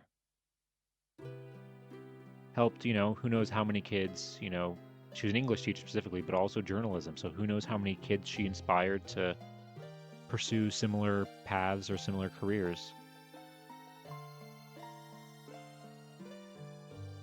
And going from living in Maine to Florida, I don't think you can get more different like landscapes and weather and atmosphere than that. But I think it was a long life. It was a long life, and unfortunately it did have its moments, its bad moments, as we found, with unfortunately what happened to her daughter, the divorce with her husband, that we still don't know to this day. We still don't know exactly what happened or why the divorce happened. But yeah, with that, I think we're going to go ahead and call it here for tonight, because like I said, I have to be somewhere in like 8 minutes. So let's go ahead and wrap this up really quick and go back here. Oh, okay, let me put these away. Okay. Make myself a little bit bigger here. But yeah, thank you guys so much for being here. This has been a really fun stream. This is the first of 3 more streams that we're going to be doing of this, because like I said, I have 4 old photos, and this is the first one. And wow, what a crazy one to start with. However, I will admit this is probably going to be the easiest one. This is definitely going to be the easiest one to do. So we'll see how the other ones will compare to this. But yeah, if you're new here, my name is not a professor, but you can call me Nap. I do history research streams like this every Sunday and Wednesday at 6:30 p.m. Eastern Standard Time. But sometimes I also do guerrilla streams. So if you want to know next time I go live, make sure you go ahead and hit that follow button. Let's see, and then what else do I normally say? Oh, make sure you go ahead and follow my. I also have linked down below my Twitter and YouTube channel. On my YouTube channel, I've made some shorts about some of the stuff that we've found on these streams, so maybe go ahead and check those out. And yeah, I think that's pretty much everything. Let's see if we can find somebody to raid.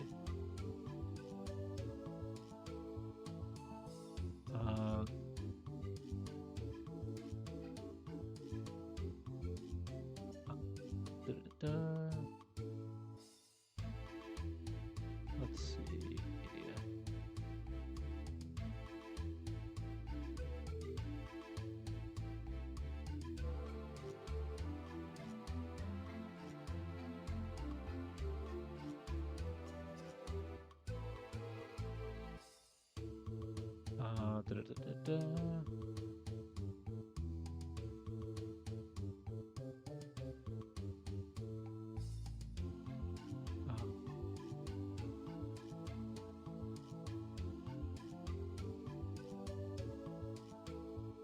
Okay, let's see. Let's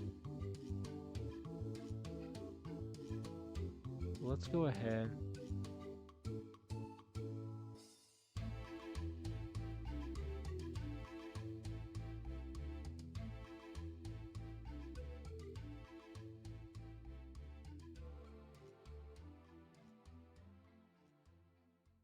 This is always the part that always takes me the longest, sometimes for some reason. Let's go ahead and let's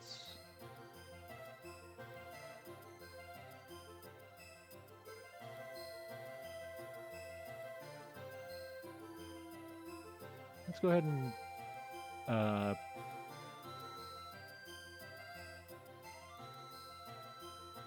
let's go ahead and raid this person. This is Cinephon. They're doing a reading stream right now, so let's go ahead and raid them. All right. Let me go ahead and get a raid message going.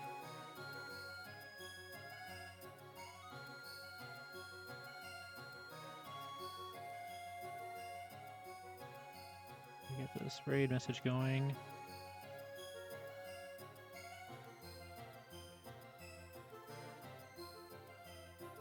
That'll be for subscribers, and then another one for...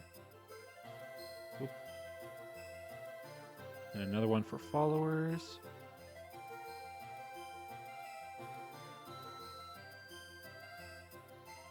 And boom, there we go.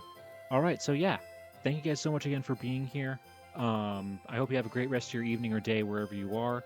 I will, let's see, I will be live again on Wednesday, where we'll be looking at another photo of someone, of one of the photos that I have, and see if we can figure out more about them. But yeah, I've been Not a Professor, and I'll see you guys next time. Have a good night, everybody. Take care.